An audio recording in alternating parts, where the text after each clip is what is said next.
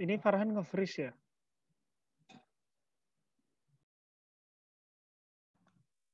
Iya, iya. Ini Farhan lagi ada gangguan sinyal. Sebentar ya. Cek. Mas dan abang-abang. Halo, apakah sudah masuk? Aduh, ini Masuk kan? Masuk. Oke, layarnya lagi dibenerin bentar sama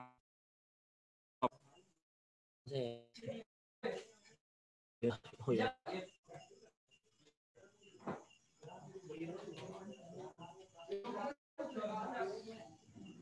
Dipo mana Dipo? Ini gini-giniin aja kan?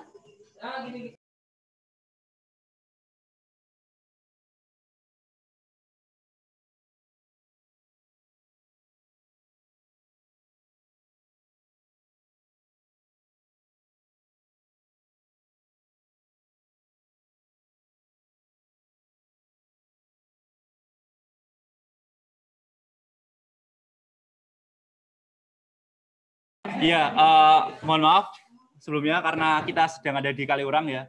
Kita bareng-bareng makrab juga, jadi jadi agak susah sinyal juga. Tapi alhamdulillah selama tadi 3 kali materi dari manajemen organisasi, leadership, sama produk desain dan sejarah gerakan mahasiswa di UGM juga alhamdulillah lancar.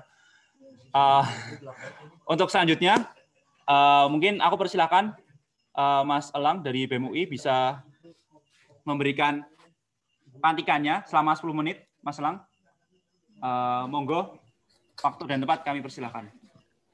Jadi kalau kemarin aku sempat baca grand design-nya Mas Farhan tuh ini ya, RUU penghapusan kekerasan seksual sama RPP-RPP-nya Omnibus ya. Nah, kalau itu sih aku nggak sempat megang yang di Omnibus, cuma kalau aku lihat dari teman-teman UI 2020 yang megang undang-undangnya sebelum disahin, sebenarnya apa ya? Kalau kita sistemnya di UI itu sebisa mungkin gerakannya terintegrasi. Gimana cara mengintegrasikan sebuah gerakan? Jadi kalau dari tahun aku dan sebelumnya juga kayak gitu dan setelahnya setahu aku juga kayak gitu, prinsip dari BEM UI itu kastratnya sebenarnya 2, fasilitator dan inisiator. Di BEM fakultas itu kita jamin kalau sampean kalau isunya bagus, bisa bikin kajian yang bagus, kita bakal ikutan dan kita bantu teman-teman untuk mengadvokasi. Jadi teman-teman semua di fakultas itu didorong biar bisa spesialisasi ke isunya masing-masing. Santai-santai. Kalau seandainya isunya misalnya ada isu insidental kayak gitu, ngerasa ada perlu gerakan, itu kita aja yang megang di BEM UI. Nah, fungsi inisiator gerakannya di situ. Jadi BEM UI itu sebenarnya itu cuma 2, isu insidental sama korupsi doang. Gue gak tahu kenapa korupsi, tapi yang tiap tahun dibawa sama BEM UI korupsi dan gue gak berani ngedrop isunya, jadi ya udah. Tapi sisanya kalau teman-teman lihat postingan-postingan BEM UI, teman-teman iseng nih buka short link-nya tuh, keluarnya tuh bukan kajian BEM UI kan, IPA, FKG mungkin via itu.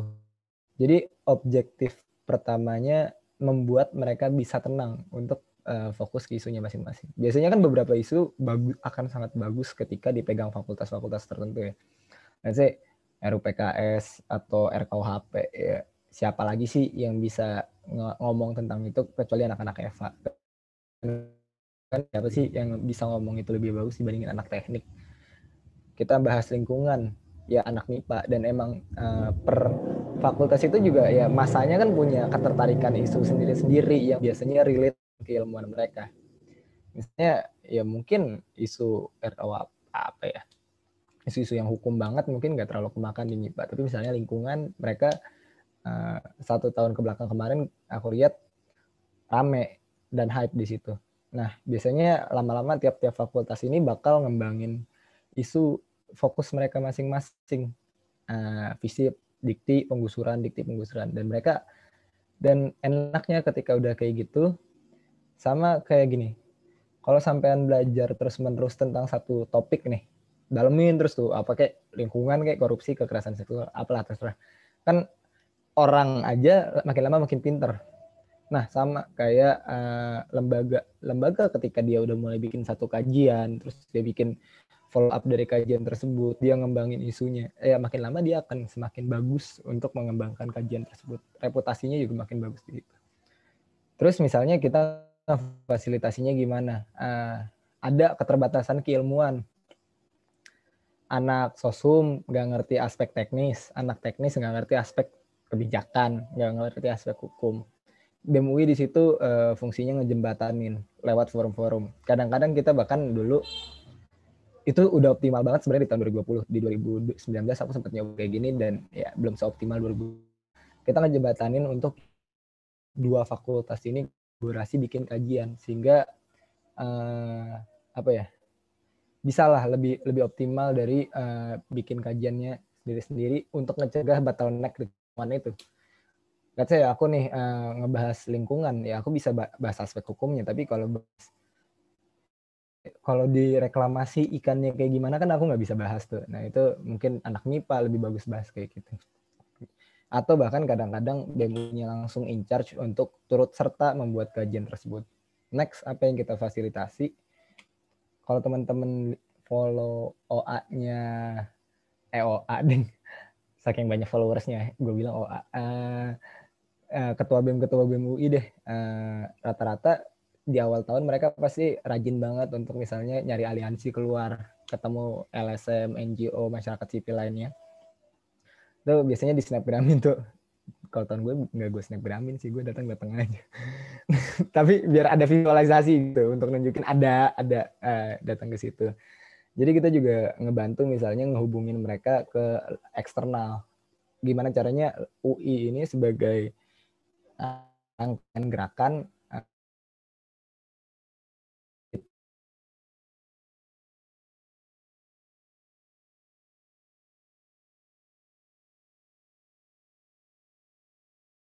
Messi-nya nggak mau, ya udah demo aja, cari aliansi lain, cari aliansi lain, terutama itu sih. Mau demo kan bentuknya banyak, mau demo sendiri, kayak mau demo bareng aliansi, kayak mau termasuk pengembangan aliansi itu sebenarnya faedah banget untuk misalnya nge-push pengembangan kajian. Itu berasa banget pengembangan kajian, terus misalnya update terhadap isu. Itu kepake banget ngembangin aliansi itu. Bahkan lama-lama kayak beberapa BEM yang udah in touch duluan nih, in touch sama aliansi di eksternal, fokus ke isu bareng sama mereka isunya, itu pengembangan isunya jadi apa ya, menurut gue bisa dibilang rapid lah dibandingkan sebelumnya. Jadi tujuan utamanya kayak gitu. Terus misalnya gimana kalau berantem? Ya kan? Pastilah berantem. Kalau pendekatannya beda sih sama misalnya ITB. Kalau ITB kan kemarin gue lihat biasanya berantem dengan RUPKS nggak sih? Kalau ITB kan coba difasilitasi tuh teman-teman yang pro dan kontra kan. Kalau mungkin karena Bandung diciptakan ketika Tuhan tersenyum kan. Cuma Jakarta nggak gitu bos. Kita senggol bacok. Jadi kalau approach kita gimana waktu itu? Ya udah kita ledekin aja nih kajian-kajian dia. Ini gue pernah bikin kajian sama BEM Evan tuh dulu. Miskun si RUPKS isinya apa? Ngeledekin aja tuh pokoknya semua argumen kontranya yang menurut kita nggak valid ya. Kalau misalnya argumen yang valid ya udah. Tapi kalau yang argumen udah ngaco banget kayak ngelegalin zina segala macam ya udah kita ledekin aja. Jadi emang approach tiap-tiap kampus emang beda untuk isu tersebut. Kalau kalau kampus gue emang no chill lah ya.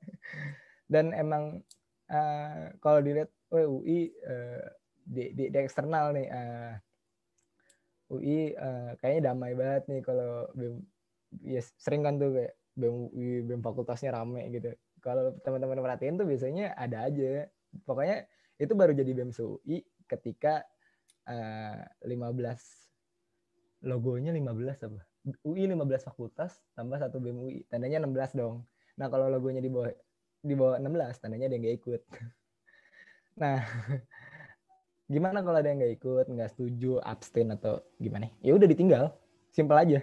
Kita kalau di kampusku kita nggak ngeliat kayak wah kita harus musyawarah mufakat, nggak juga. Kalau ada yang nggak setuju ya udah tinggal, lu mau ikut silakan, lu mau ikut silakan, lu ikut barisan lain silakan. Ya jadi itu. Tapi apakah itu kemudian ngaruh ke isu-isu lainnya? Nah untungnya enggak.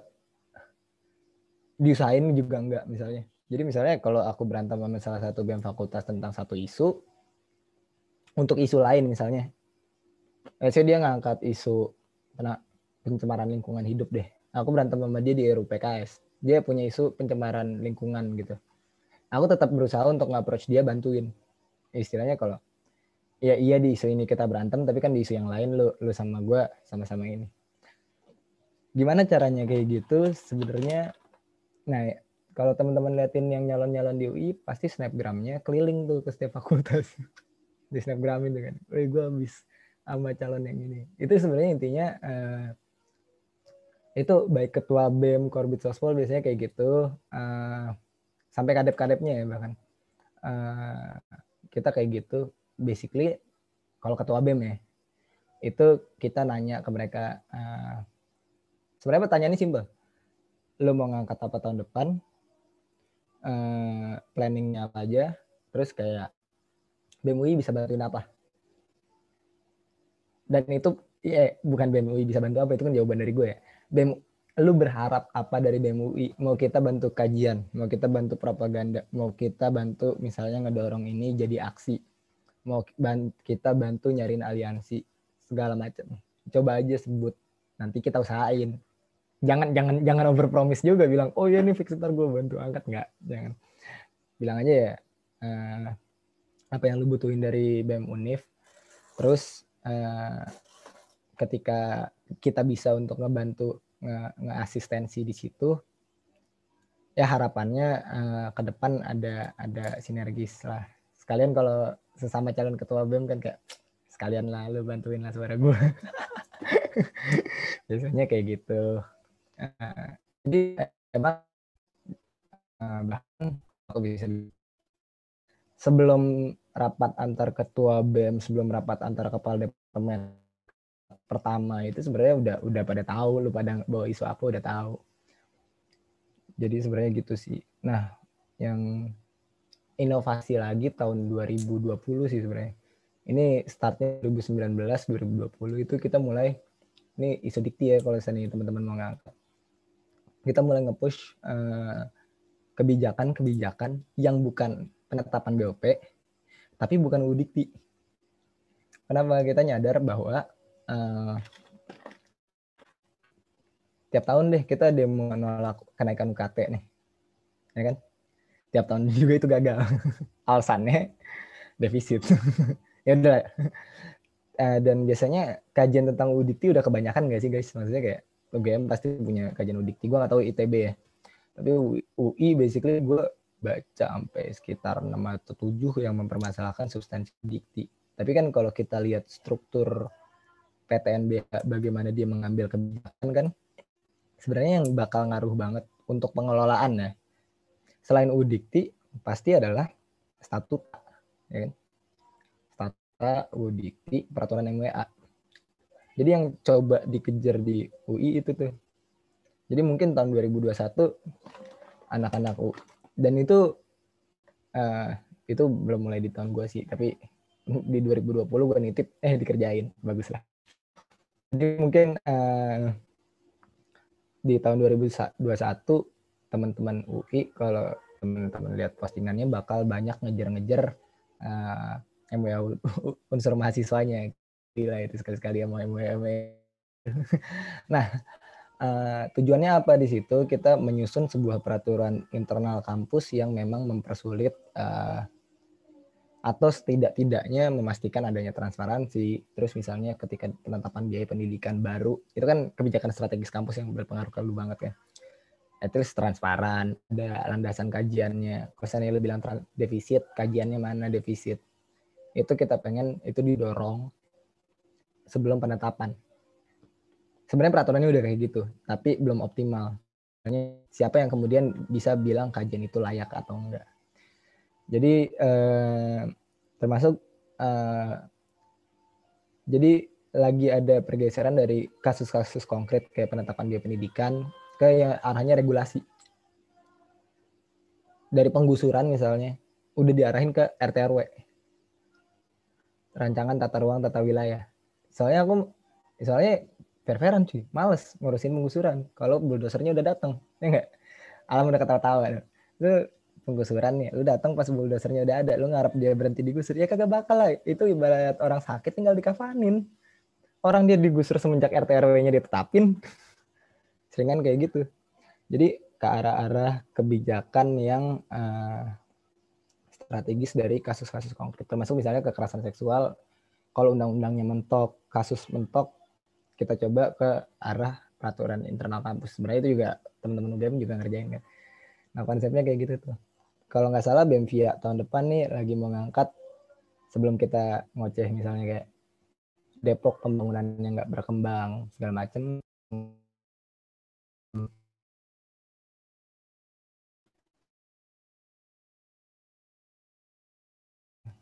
seru nih tahun depan karena ya gue tahu karena mereka ngobrol sama gue sih. Depok tuh bakal dikejar tata ruang wilayahnya sama RPJM-nya. Wah, dua dokumen perencanaan kota paling strategis. Kajiannya dari UI. Seru tuh kan? Jadi mungkin sharing gue gitu dulu teman-teman. Ini udah 10 menit gak sih bahkan? Atau belum? Udah lebih, Bang. Oh udah tuh kan? Iya, ya. Oh ya kalau gue ngomong ntar jangan lupa di-cut ya. Kalau enggak gue bisa sampai besok nih acaranya. Enggak apa-apa, seru kok. Dari UI udah banyak poin-poin yang tadi jadi insight baru juga buat teman-teman yang ada di sini di kepengurusan baru. Mungkin aku agak review aja ya singkatnya.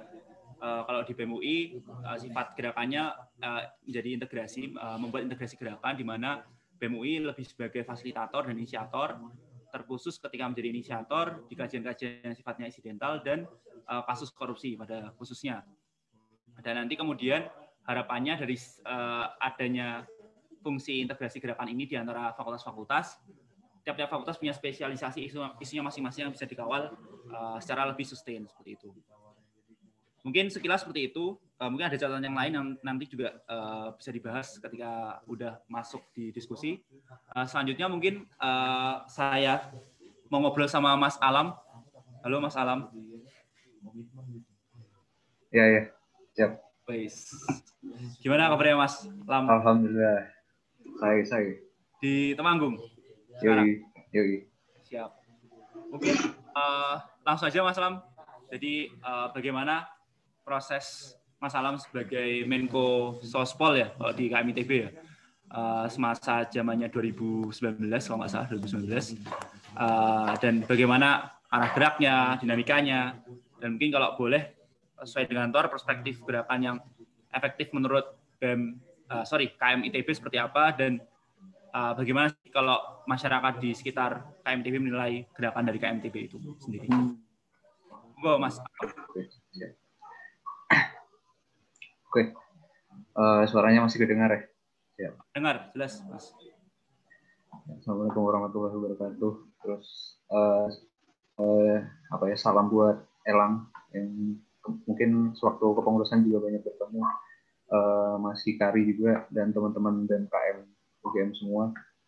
Ya mungkin di sini saya bukan orang yang punya segala jawaban dan saya juga orang yang belajar aja. Jadi mungkin tentu banyak salah juga dan ada hal-hal juga yang sebenarnya mungkin menurut saya pengen saya share gitu ke teman-teman semua.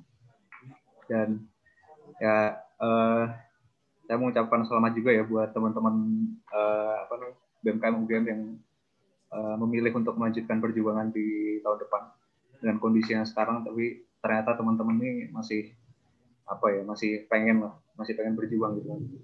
Ya itu satu hal yang sangat worth to mention gitu sih, karena kalau aku melihat kondisi organisasi sekarang ya mungkin untuk meneruskan kepengurusan aja cukup susah gitu kan, kecuali memang mereka punya dorongan yang bagus ataupun kaderisasi yang bagus sehingga mereka terpupuk terus nih untuk mempertahankan eksistensi dari gerakan-gerakan. Itu worth to mention. Nah, terus terkait cerita mengenai KMITB, yang mungkin patut disadari terlebih dahulu, memang sistem di KMITB itu basis masanya itu ada di himpunan. Jadi segala sesuatunya itu emang kita perlu koordinasi sama himpunan, kita disetujui oleh himpunan ketika kita bergerak. Dan untuk kritiknya adalah ya ketika himpunan ternyata memiliki kapasitas yang istilahnya nggak lebih responsif daripada kabinet KMITB itu sendiri, ya tentunya akan menjadi lambat. Kayak gitu ya. Jadi basis dari KMITB-nya ini memang himpunan mahasiswa jurusan. Dan yang kedua yang patut disadari juga bahwa kampus ITB ini kampus teknik, teman-teman. Jadi ya mungkin kalau terkait isu sosial yang tadi teman ceritakan ataupun BMKM UGM yang sering angkat gitu kan, ya mungkin kita istilahnya perlu belajar lebih lagi lah untuk bisa keep up sama topik-topiknya. Jadi itu satu kondisi di KMITB. Terus terkait mengenai kepengurusan saya, sebenarnya saya ingin cerita terlebih dahulu mengenai situasi KMITB pada waktu itu. Jadi kondisinya itu sikap antipati terhadap pergerakan, yang itu diperparah dengan adanya dalam kampus yang tidak kunjung usai. Kalau misalnya teman-teman ingat, ya mungkin di tahun kepengurusan saya itu kondisinya sebelum saya naik tuh, istilahnya kita lagi menurunkan presiden KMITB karena istilahnya underperform lah intinya. Dan beberapa hal lain yang mungkin ya saya agak lupa dikit sih. Jadi nanti kalau teman-teman pengen nyari topik-topik untuk ributnya ya bisa di-mention. Terus selanjutnya terlewatnya momentum-momentum pergerakan karena kehilangan kepemimpinan dan keteladanan. Jadi istilahnya di tengah keributan itu ya akhirnya kan ya, pergerakan kan selalu berbicara mengenai momentum gitu kan. Ketika momentumnya akhirnya tidak ke-up dan segala macam, ya akhirnya orang-orang mempertanyakan gitu. Sebenarnya relevansi punya kabinet KMITB itu sendiri itu apa sih? Gitu. Ya akhirnya orang-orang makin mempertanyakan gitu, eksistensi KMITB itu ada itu untuk apa gitu. Dan yang terakhir tuh mungkin kalau dari eksternal ya akhirnya kita punya modal jelek sih. Jadi secara trust issue gitu.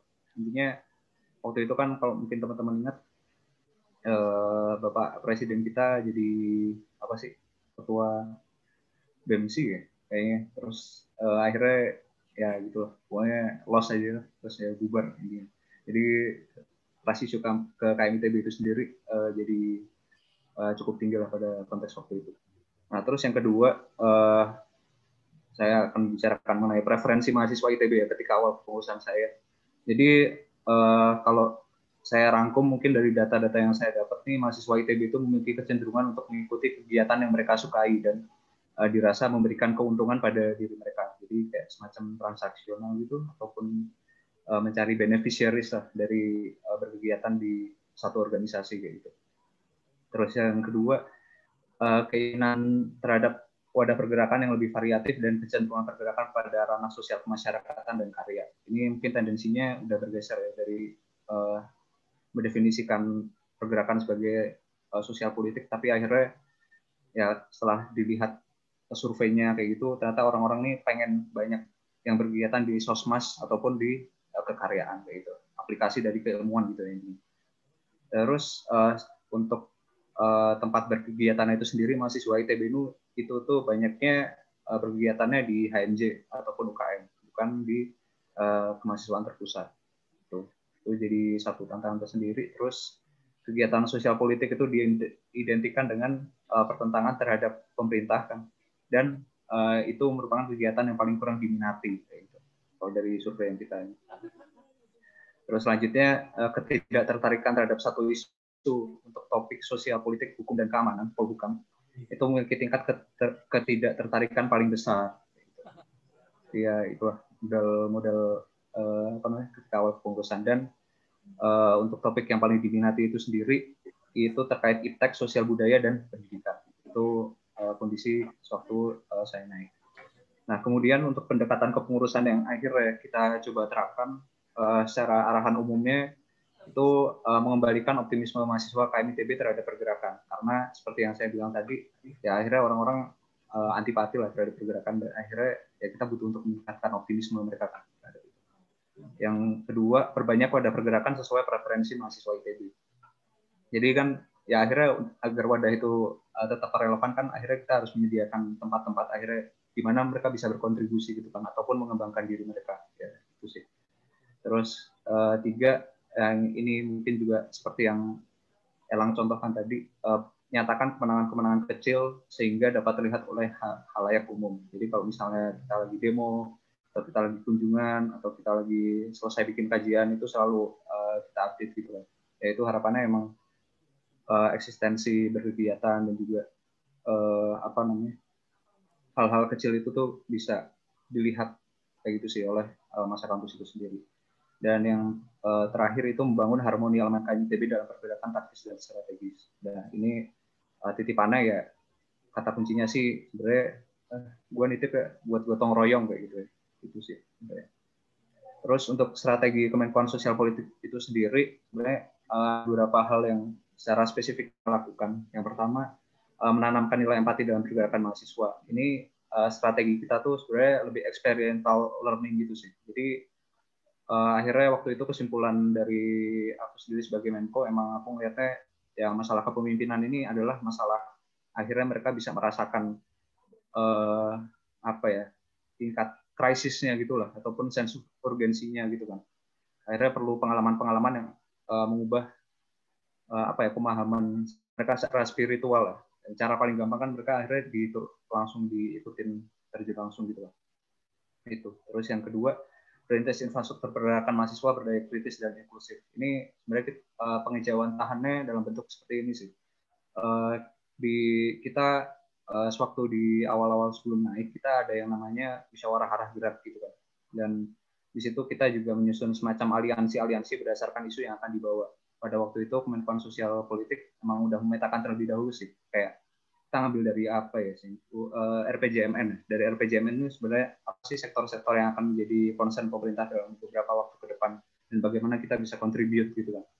Nah waktu itu mungkin sebagai contoh kita bikin aliansi infrastruktur, kebencanaan, kemudian aliansi energi dan sumber daya mineral, terus kemudian aliansi energi terbarukan segala macam itu diikuti, setiap aliansi itu diikuti oleh beberapa himpunan.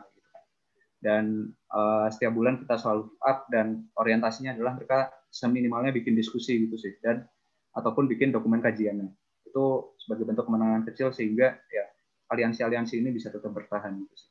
Nah kalau dalam jangka jauhnya emang harapannya aliansi-aliansi ini bisa jadi motor pergerakan gitu sih di luar kabinet KMITB itu sendiri. Terus selanjutnya strategi berikutnya melaksanakan berbagai rekayasa kegiatan kreatif ya mungkin sama kayak teman-teman BEM semua. Jadi kita emang nggak bisa terlalu monoton ya dalam dalam metode pergerakannya kayak gitu. Kayak misalnya mungkin demo terus kayak gitu. Tapi di satu sisi kita punya cara lain kayak misalnya mungkin ada yang bikin film atau ada yang bikin video atau bikin drama kayak gitu kan. Bikin aksi dalam kampus yang istilahnya sangat memorable kayak gitu. Tuh. Terus yang strategi terakhir membangun relasi dan beragam kita pergerakan. Jadi kalau kayak yang Elang bilang tadi ya kita di awal-awal memang modal relasi eksternalnya agak cukup buruk ya. Jadi ya kita cukup harus restart gitu sih. Restart hubungan. Jadi ya waktu itu main juga ke Jakarta ketemu Mani, terus ke KPA Konsorsium Pembaruan Agraria, terus Agrarian Resource Center dan beberapa yang lain lah kayak ada gerakan anti korupsi juga pada waktu itu. Ya itu emang akhirnya untuk ini sih mempersiapkan pergerakan ke depan gitu. Nah terus arah geraknya itu sendiri seperti apa? Sebenarnya pada waktu itu Royan tuh ngangkatnya itu harmoni KMITB untuk inspirasi karya berdaya untuk Indonesia berdikari gitu kan. Nah sebenarnya kata kunci dari hal ini tuh sebenarnya pengennya kita membangun suatu komunitas yang terberdayakan gitulah untuk akhirnya bisa ngebangun gagasan Indonesia berdikari gitu kan. Nah pembacaan kondisinya itu seperti apa? Jadi pembacaan kondisinya tuh ya kita membaca bahwa pemerintahan sekarang tuh emang terlalu growth oriented gitu sih. Jadi ya kalau misalnya teman-teman lihat mungkin hampir setengah populasi penduduk kita tuh penduduk miskin dan tentunya semakin naik gitu kan. Dan kemudian tidak meratanya pembangunan. dengan growth oriented ini juga sebenarnya isolasi masyarakat miskin tuh semakin nyata gitu kan. Mungkin teman-teman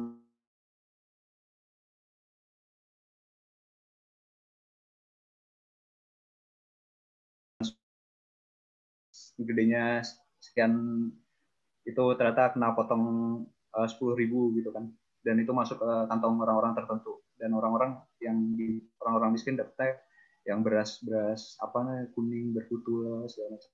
Itu mungkin salah satu indikasi aja sih sebenarnya, dan bentuk-bentuk pembangunan lainnya. Dan dampak dari strategi pembangunan yang growth oriented ini emang ketimpangannya semakin lebar, terus civil disorder itu semakin banyak. Ya, mungkin bisa teman-teman lihat lah, perlawanan-perlawanan di bawah ini semakin banyak. Terus hutang negara, dan kemudian permasalahan lingkungan hidup. Ini ya cukup ter-up lah beberapa waktu kemarin. Dan alternatif narasi dari growth oriented ini sebenarnya kita pengen mengharus utamakan bahwa sebenarnya pembangunan ini kenapa nggak ini sih, apa namanya, lebih mengutamakan kepemberdayaan manusianya gitu sih, kayak gitu kan. Nah, poros nilainya itu sebenarnya adalah keadilan dalam redistribusi kesejahteraan. Nah, kalau diterjemahkan dalam pergerakan, sebenarnya kita mencoba 3 pendekatan ya untuk yang diperkuat pada apa namanya komunitas-komunitas di bawah kita gitu kan, misalnya HMJ ataupun di masyarakat juga sebenarnya. Nah, penguatan ini ada 3 hal. Yang pertama social power, itu informasi, pengetahuan dan kemampuan ataupun partisipasi dan akses terhadap sumber daya, itu penguatannya di situ. Kemudian political power, ini penguatannya caranya adalah dengan advokasi ataupun membuka akses terhadap proses pengambilan kebijakan yang menentukan kelangsungan hidup mereka.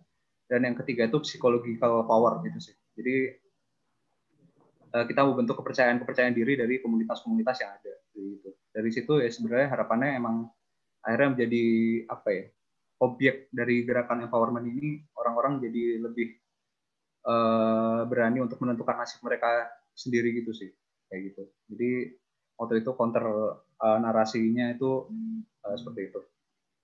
Terus mungkin selanjutnya terkait ketidakidealan yang terjadi, yang terjadi di KMITB itu sendiri, mungkin ada beberapa hal yang pengen saya catat ya, dan mungkin juga ada yang saya kelupaan karena udah setahun kemarin nggak berkegiatan di Kementerian Sosial Politik. Yang pertama waktu itu emang kendalanya adalah ketertarikan terhadap isu sosial politik, terus mahasiswa lebih memilih main aman dan menghindari konflik gitu sih. Jadi kayak apa ya, yang hal-hal sebagai apa ya, yang namanya perlawanan ini menjadi hal-hal yang cukup dihindari lah gitu. Terus konflik itu, dan apa ya, ini konflik juga sebenarnya juga cukup dihindari waktu itu ya. Jadi kayak oh ya udah nih, misalnya kita mau gerak di satu hal nih, terus orang-orang udah nih lu pada mau ikutan deh, ya mau ikutan kayak gitu.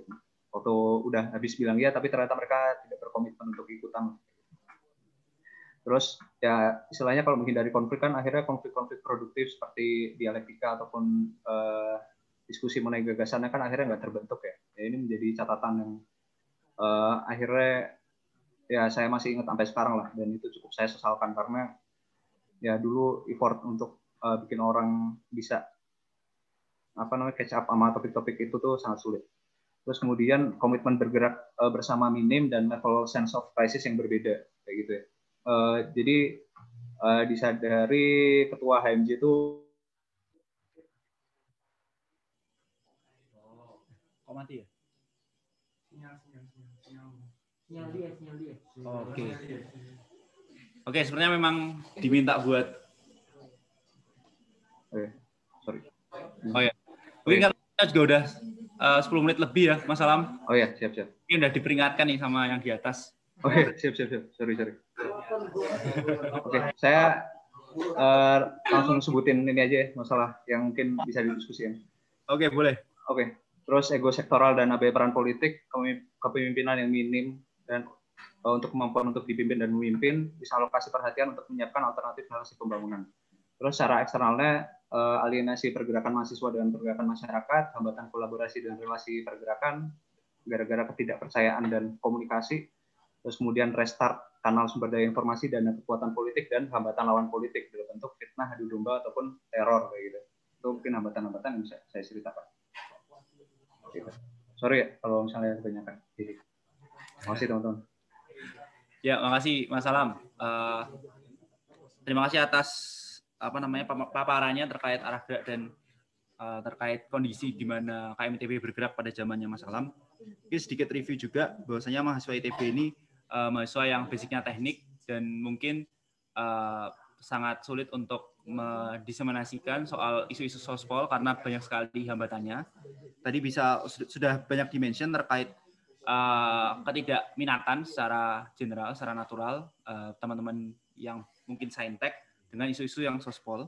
Lalu juga bagaimana gerakan-gerakan itu perlu yang variatif dan sesuai dengan minat dan bakat keilmuan mereka masing-masing. Dan tentunya terakhir soal bagaimana sospol ini kesannya hanya kontra pemerintah dan tidak menghasilkan istilahnya apa yang disukai oleh mahasiswa ITB. Dan tadi juga ada beberapa istilahnya alternatif jawaban dari teman-teman KMTB di mana dalam menyusun aksi ada variasi, lalu ada penekanan pada nilai empati, lalu menyusun aliansi-aliansi untuk mengumpulkan orang-orang yang tertarik dalam proses pengelolaan isu sospol yang ada di KMITB. Dan yang lain lah, yang banyak sudah disampaikan oleh Mas Alam. Mungkin karena sepertinya Mas Hikari juga sudah terzolimi dengan banyaknya korupsi waktu yang dilakukan oleh Mas Alam ini. Sorry Mas Alam, sorry. Jadi mungkin selanjutnya Mas Hikari, waktu dan tempat dipersilakan untuk bagaimana BMKM UGM zamannya semangat muda bisa bergerak dan berkarya terkait yang ada di UGM kala itulah. Yang waktu itu saya masih semester 3 kalau nggak salah dan kebetulan masih tidak bergerak di tataran pergerakan mahasiswa tapi masih ada di tataran pergerakan di luar mahasiswa ya. Mungkin waktu itu tidak terlalu aktif lah di dunia mahasiswa. Monggo Mas Hikari, waktu dan tempat dipersilakan. Cek, suaraku kedengeran ya? Jelas? Jelas, Mas. Oke. Assalamualaikum warahmatullahi wabarakatuh. Selamat malam, salam. Semoga salam saya merepresentasikan teman-teman semua. Yang saya hormati, Farhan dan teman-teman jajaran kabinet. Apa namanya? Arus balik ya? Arus balik, Mas. Mantap. Kram ya. Terpaksa ya? Masih ada pergolakan ini sama di internal, tapi insya Allah sudah aman terkendali. Lanjut, Mas. Nggak apa-apa. Yang paling diingat dari arus balik tuh kan kita sudah berjuang sebaik-baiknya, Nyo. Dan menurutku ya kemudian hari teman-teman harus menyadari bahwa ya kabinet yang teman-teman usung sekarang beserta jajarannya dan program-programnya ya sudah mengupayakan yang terbaik. Yang kedua ya salam kenal juga buat Mas Alam, salam kenal buat Mas Lang. Senior-seniornya mereka itu berteman karib dengan saya, Mas Fajar, terutama Mas Afif Fajar dari ITB, terus Mujab kalau di UI, dari Mujab, Manik, L, itu salah menjadi teman-teman karib saya baik secara organisasi maupun secara personal, yang mungkin ini bisa jadi cerita juga buat teman-teman ke depan. Teman-teman sekarang kayak ya relasi-relasi seperti ini baik untuk dirawat. Sayang, pokoknya kayak kita nggak pernah tahu itu kapan akan hadir, saat di mana ya kita bertemu, dan ada banyak output yang positif yang bisa kita rawat bersama-sama. Jadi salam kenal ya buat adiknya beliau. Yang selanjutnya, karena yang ditanya sebenarnya, karena ini 10 menit ya, jadi mungkin slide-ku nggak akan justru mungkin nggak usah dipakai. Mungkin yang teman-teman ingat ketika bicara BMKM Angkatan OBEP, itu pertama saya mulai dari penggunaan nama. Dalam teori sosial, di ilmu komunikasi, hampir secara keseluruhan, teori sosial dan ilmu budaya mengutarakan bahwa ada 2 hal yang harus diperhatikan dalam komunikasi. Yang pertama, perihal apa yang dikatakan, dan yang kedua, bagaimana sesuatu itu dikatakan, disampaikan. Nah, itulah kenapa komunikasi diistilahkan komunikasi. Di samping ada pengertian, ada pula perhatian. Ini prinsip yang menurut saya menjadi salah satu pegangan, karena kebetulan selama satu kabinet saya sempat menjabat 2 Kemenkoan. Waktu itu situasinya lagi kabinetnya Mas Obed sedang krisis. Jadi saya sendiri secara personal mengurusi 2 Kemenkoan. Berarti di dalamnya ada 8 kementerian. Yang pertama punya kaitan antara interaksi dengan pergerakan. Waktu itu pengetahuan dan pergerakan, dan satu sisi berkaitan pengembangan organisasi. Kedua Kemenkoan tersebut menurut saya punya satu sisi yang menurut saya perlu ditekankan, yaitu aspek komunikasi. Satu, komunikasi secara eksternal, dan yang kedua secara internal. Tetapi ada satu hal yang tidak boleh saya luput, yaitu ketika kami bersepakat bahwa nama kabinet itu adalah Semangat Muda. Jadi saya intro dikit, ketika mengambil nama kabinet, kami punya referensi. Jadi referensi yang diambil itu dari bukunya Tan Malaka, judulnya Semangat Muda. Sebenarnya di balik kerja-kerja kabinet Obed itu kami punya referensi literatur dan ada semacam guidance yang kami rujuk. Bukan hanya asal praktis atau hanya satu mengedepankan aspek yang sifatnya instrumental, tetapi kami juga memegang bagaimana sebenarnya di balik landasan-landasan yang instrumental itu kita punya bangunan teoritis atau bangunan konseptual yang bisa menjadi guidance. Yang namanya teori bisa jadi salah, bisa jadi benar. Tetapi ini bagaimana proses justifikasi kebenarannya kita bangun. Dan di situ keberpihakan kabinet kami ada. Sehingga kabinet kami punya corak yang berbeda dengan kabinet yang lainnya. Anggap saja misalnya di tahun sebelumnya itu Mas Alfat, atau di tahun sesudahnya itu Mas Fatur. Bisa jadi bagi simpatisannya, apa yang dikerjakan oleh Mas Fatur maupun Mas Alfat, karena sama-sama dengan latar belakang kami, dan partainya adalah bunderan, mereka dianggap benar. Itu bukan suatu hal yang salah. Ketika kita bicara ilmu sosial, itu sah untuk diklaim sebagai kebenaran. Dan di sisi lain, kami juga sah untuk mengutarakan klaim kebenaran kami atas kepercayaan yang kami pegang. Dan yang paling kentara di situ misalnya mulai masuk, kabinet mulai diisi oleh kelompok yang sangat inklusif secara latar belakang identitas. Yang kedua, secara latar belakang program, kami mengetahui bahwa kami berada di era-era periode tahun politik. Yang namanya BEM, tingkat universitas, itu tidak bisa lepas dari intervensi politik nasional. Pasti ada jaringan-jaringan patron klien yang muncul. Namun, kami menegaskan dengan mengambil isu hak asasi manusia dan korupsi, dalam hal ini Kabinet Semangat Muda itu membangun posisi untuk kami adalah poros baru politik. Kenapa? Karena kedua isu tersebut, baik HAM maupun isu korupsi, bukanlah isu yang mendapat perhatian dari elit politik. Dan sebagai generasi muda, karena kan waktu itu trennya juga ya, kata-kata milenial itu terus-terusan digunakan. Dan menurut saya, kata milenial itu tidak punya makna. Itu kosong. Dia tidak punya bangunan teoritis yang kuat.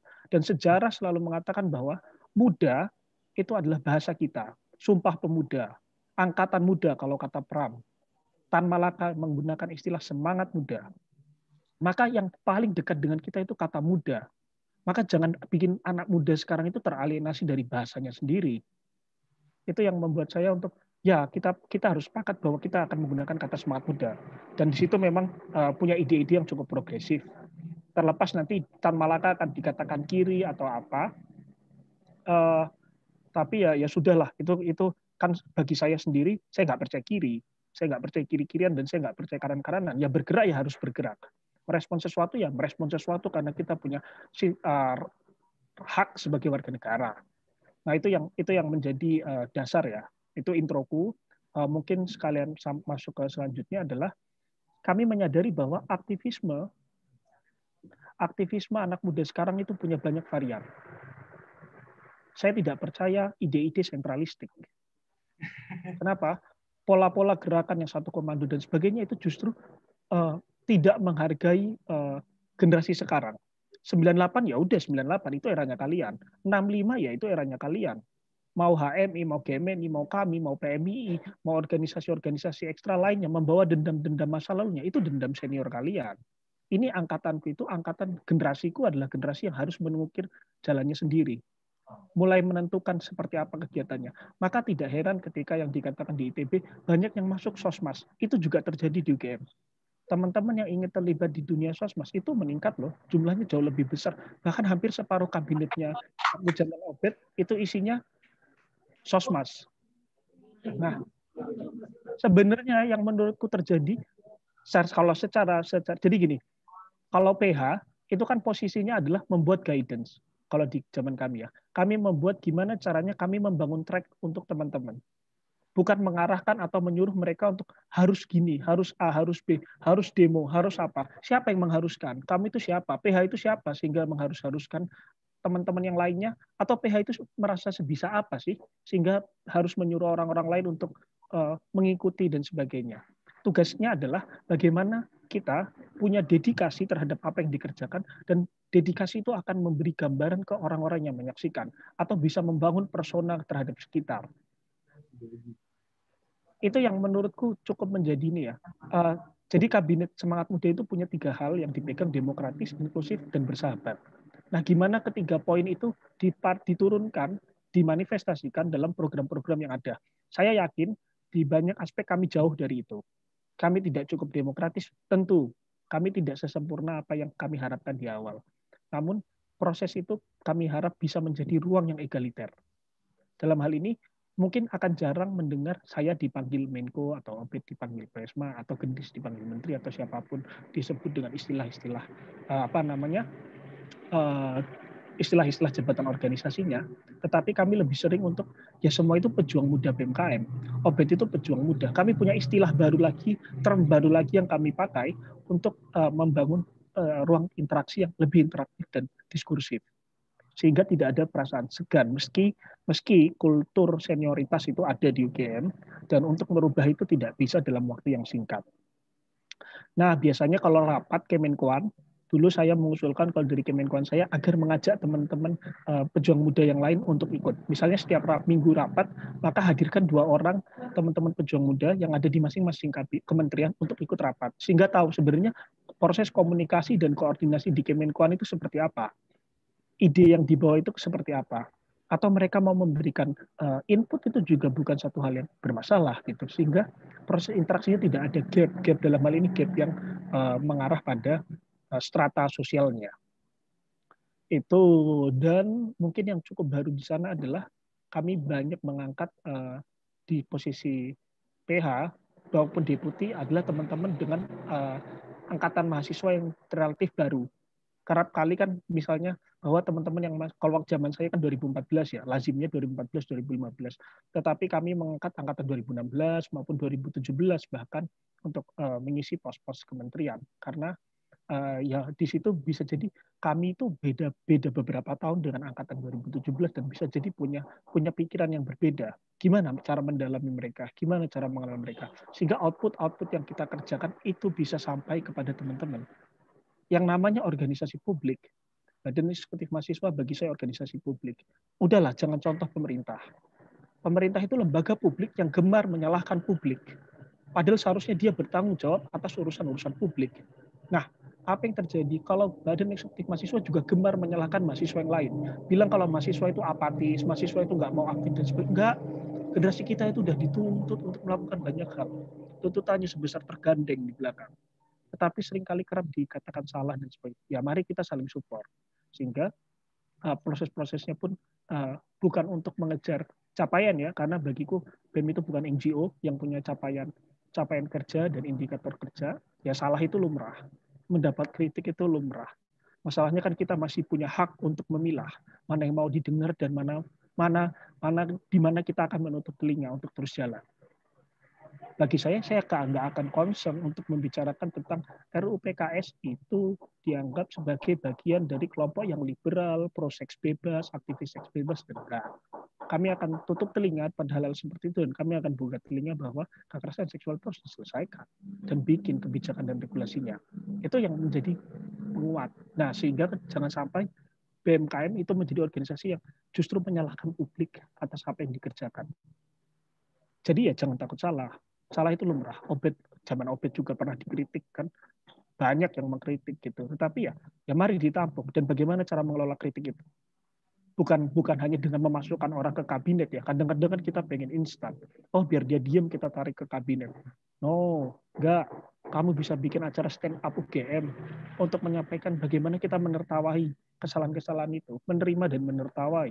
Karena jadi lebih fun, toh. Dulu waktu itu bikin stand up. Oh, teman-teman yang dulu mengkritisi pemutaran film nggak datang. Kami kan sempat banyak hal. Lalu yang kedua, kita perlu bikin medium dan wadah untuk pihak luar, orang-orang yang berada di luar kita, itu memberi pandangan pada apa yang sedang kita kerjakan. Itu penting. Kita penting untuk hadir ke banyak pihak. Soan, kalau bahasa Jawanya soan ya. Soan ke banyak kelompok, soan ke banyak pihak. Dan membuat kerja-kerja organisasi itu berjejaring. Bukan hanya pada organisasi politik, tetapi BEM itu kan sudah punya power ya. Dia punya secara nggak langsung dia punya power di tingkat universitas, diakui atau enggak. Tetapi di sisi ada banyak teman-teman organisasi yang tidak diakui oleh fakultas maupun universitas. Mereka butuh bantuan dari teman-teman untuk bisa mendongkrak namanya, untuk bisa mendapatkan powernya, untuk bisa mengartikulasikan suaranya, membangun repertoar-repertoar ke publik. Itu menjadi satu hal yang menurutku, ya gimana caranya BEM biar bisa terasa. Orang tahu, tapi orang merasakan nggak? Itu menurutku jadi pegangan sih ke depan, atau di waktu-waktu lalu menjadi pegangan, sehingga ya mungkin salah satunya adalah berjejaring. Kayak misal dulu kalau teman-teman mau akses, itu ada video ya, waktu itu kita lagi kampanye novel Baswedan, kita ngajak Gajah Mada Chamber Orchestra buat mengkampanyekan isu novel. Siapa yang pernah kepikiran untuk mengajak organisasi mahasiswa macam Gajah Mada Chamber Orchestra untuk ikut terlibat dalam mengutarakan isu politik. Nah, yang harus dicari adalah metodenya. Metode yang cair, tetapi tetap bisa artikulatif. Dan untuk bisa sampai ke sana, suka nggak suka memang membutuhkan kerja keras dan inovasi-inovasi. Tapi proses nggak akan mengkhianati hasil, katanya kan gitu. Ya, mari percaya aja. Dan bangun harapan-harapan itu harus ada. Itu sekian dari aku. Nanti kita elaborasi secara lebih jauh ya, kalau ada hal-hal yang mau ditanyakan. Makasih.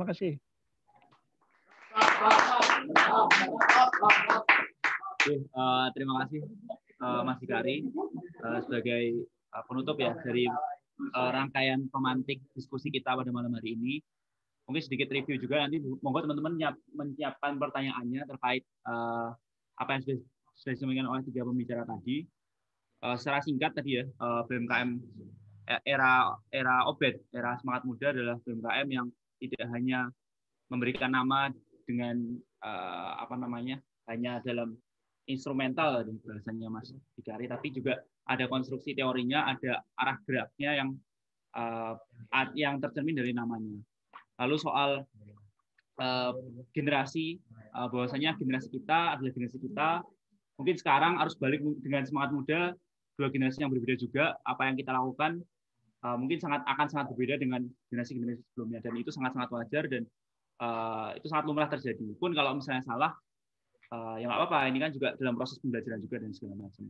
Lalu yang saya juga ingin highlight juga masalah sosmas ya, di mana memang di KM-UGM ini bahkan sampai sekarang teman-teman di sosial masyarakat, di kemasyarakatan memiliki peranan dan memiliki minat paling banyak. Dan alhamdulillah sampai sekarang teman-teman sosmas ini sudah cukup banyak memberikan program kerja, karya nyata bagi teman-teman, bagi sebagian besar lah program dari BMKM sendiri. Dan secara pun Farhan, sorry aku potong. Melengkapi itu, aku jadi ingat apa yang dikatakan Obed di Mata Najwa. Waktu itu Obed bilang, ruang-ruang kelas telah membuat kita menjadi teralienasi, menjadi sangat eksklusif dan hanya sibuk pada hal-hal yang berkutat pada individualistik. Nah, ketika terlalu banyak orang yang masuk sosmas, itu bisa menjadi salah satu clue bahwa ruang-ruang kelas itu mewadahi minat teman-teman enggak? Ruang-ruang kelas itu mampu menjadi ruang untuk teman-teman mengekspresikan dirinya enggak? Jangan-jangan praktik-praktik alienasi itu juga muncul di lingkungan pendidikan kita. Nah, itu menjadi momentum untuk sebenarnya BMKM itu, ya kalau kita mau bicara legitimasi dan menambah bagaimana kita punya bergaining di publik ya, bisa nggak kita mengakomodir itu? Itu sebenarnya tantangan yang dari dulu sih. Itu, sorry, makasih tambahannya. Ya, mungkin nyambung juga dari pelatih Mas Hikari ya. Jadi ini justru jadi riding momentum kita, BMKM 2021, di mana kita akan banyak berkolaborasi dengan teman-teman Sosmas untuk mengawal isu-isu sosial politik justru. Jadi ini kita coba untuk, ini sedikit sharing salam. kita mengawal isu di TPST Piungan untuk apa saja problem-problem yang kira-kira brandingnya bisa Sosmas juga ikut, Sospol juga masuk. Nah, ini juga satu hal yang kita coba juga dan moga-moga bisa berjalan dengan lancar untuk 1 bulan ini pengawalannya 1 bulan ke depan. Selanjutnya tadi juga yang menarik adalah, dan saya juga sangat ingat di mana Mas Obed itu tidak pernah dipanggil Presma ya, Obed ya Obed gitu. Obed selalu bukan yang lain, tapi Obed ya Obed gitu. Jadi lebih enak juga, dan saya juga sangat nyaman dengan ketika teman-teman sekarang, halo teman-teman sekarang. Nggak ada. Juga manggil dengan ya memang sejak awal, sebelum menang pun juga kita udah saling sama-sama egaliter dalam proses pembangunan PH ke depannya. Dan kita juga mengadopsi sebenarnya ini sebelum masuk ke pertanyaannya. Sebenarnya kenapa kita menghadirkan ada dari UI, dari ITB, dan dari UGM, khususnya dari UGM di periodenya Mas Obed, karena memang bagi saya pribadi, tulisan-tulisan dari Mas Elang, lalu kemudian karakter grand design yang selalu dimunculkan oleh KM ITB, serta inovasi-inovasi yang ada di zaman Mas Obed inilah yang akhirnya menginspirasi saya pribadi dan teman-teman saya di kalangan pengurus inti ya di Minko untuk bisa mengkombin itu sebagai sebuah sintesis baru terkait apa yang akan kita kembangkan untuk 1 tahun ke depannya. Semoga 3 pemantik ini bisa menjadi pemantik buat teman-teman yang ingin bertanya. Monggo untuk selanjutnya saya persilakan untuk teman-teman, khususnya nih Menteri Menko yang hadir di sini untuk bertanya kepada 3 pembicara yang sudah meluangkan waktunya. Dan semoga bisa extend ya, kira-kira sampai jam 21.15 gitu, kalau boleh. Monggo. Monggo.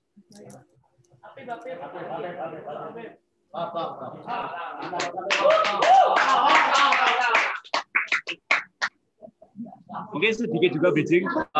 Jadi tempat yang kita pakai sekarang adalah tempat di mana basecamp teman-teman Sosmas, bukan teman-teman Sosmas ya. Jadi teman-teman PDM punya sebuah aliansi atau ikut dalam sebuah komunitas bersama dengan masyarakat yang lain, dan alhamdulillah kita diperkenankan untuk meminjam 3 hari di basecampnya di Kaliurang ini. Semoga ini juga sebagai tanda. Lanjut, monggo. Oke. Selamat malam.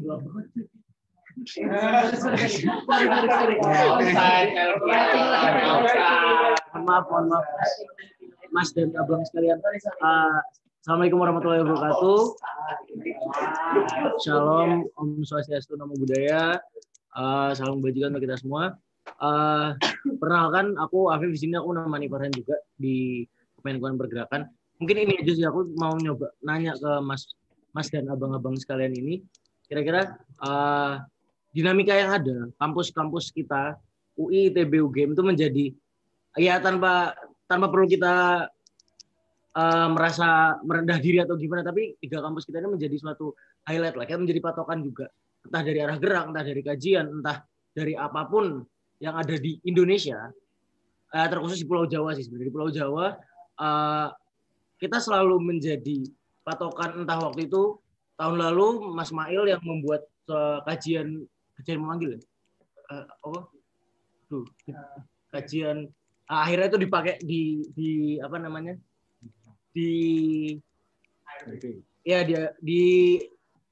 Diakui oleh ARB sebagai kajiannya ARB. Terus beberapa kali oleh BMSI juga, dan seingat saya juga teman-teman UI pernah ya, dan teman-teman ITB juga pernah, tapi saya lupa yang mana. Dan hal itu apa ya?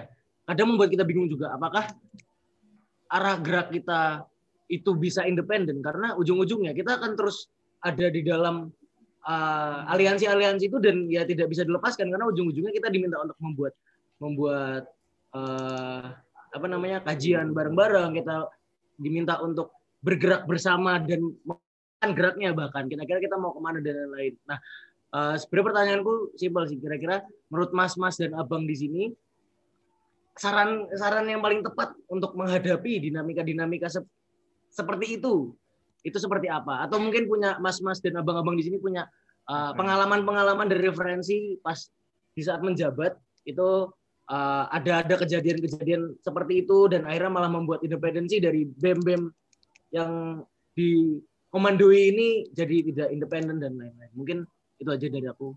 Terima kasih.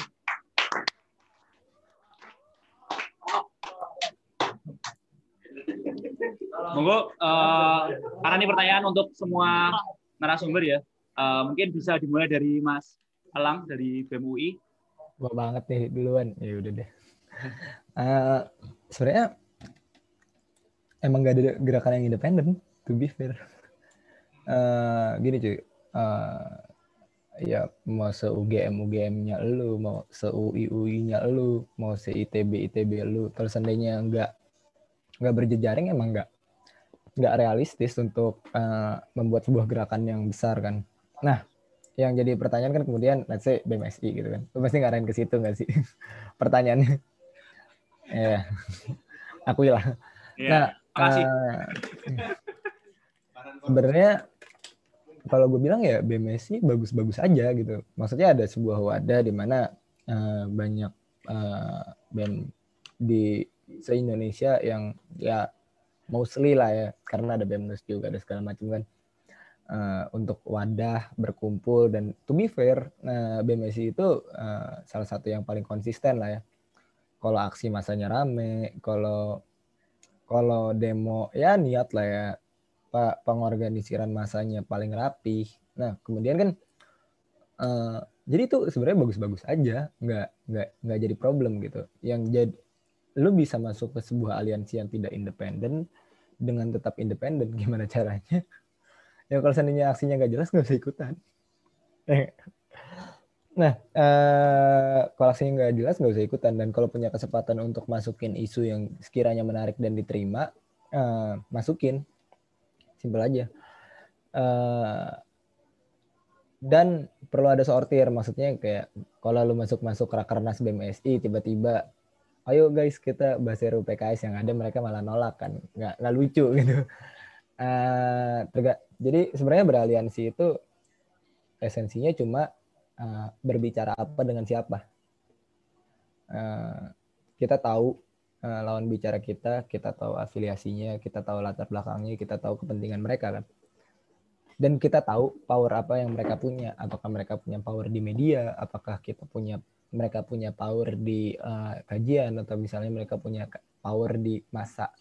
Dan sebenarnya semuanya adalah hal yang baik, punya teman yang punya power di media, punya yang di massa, dan sebagainya.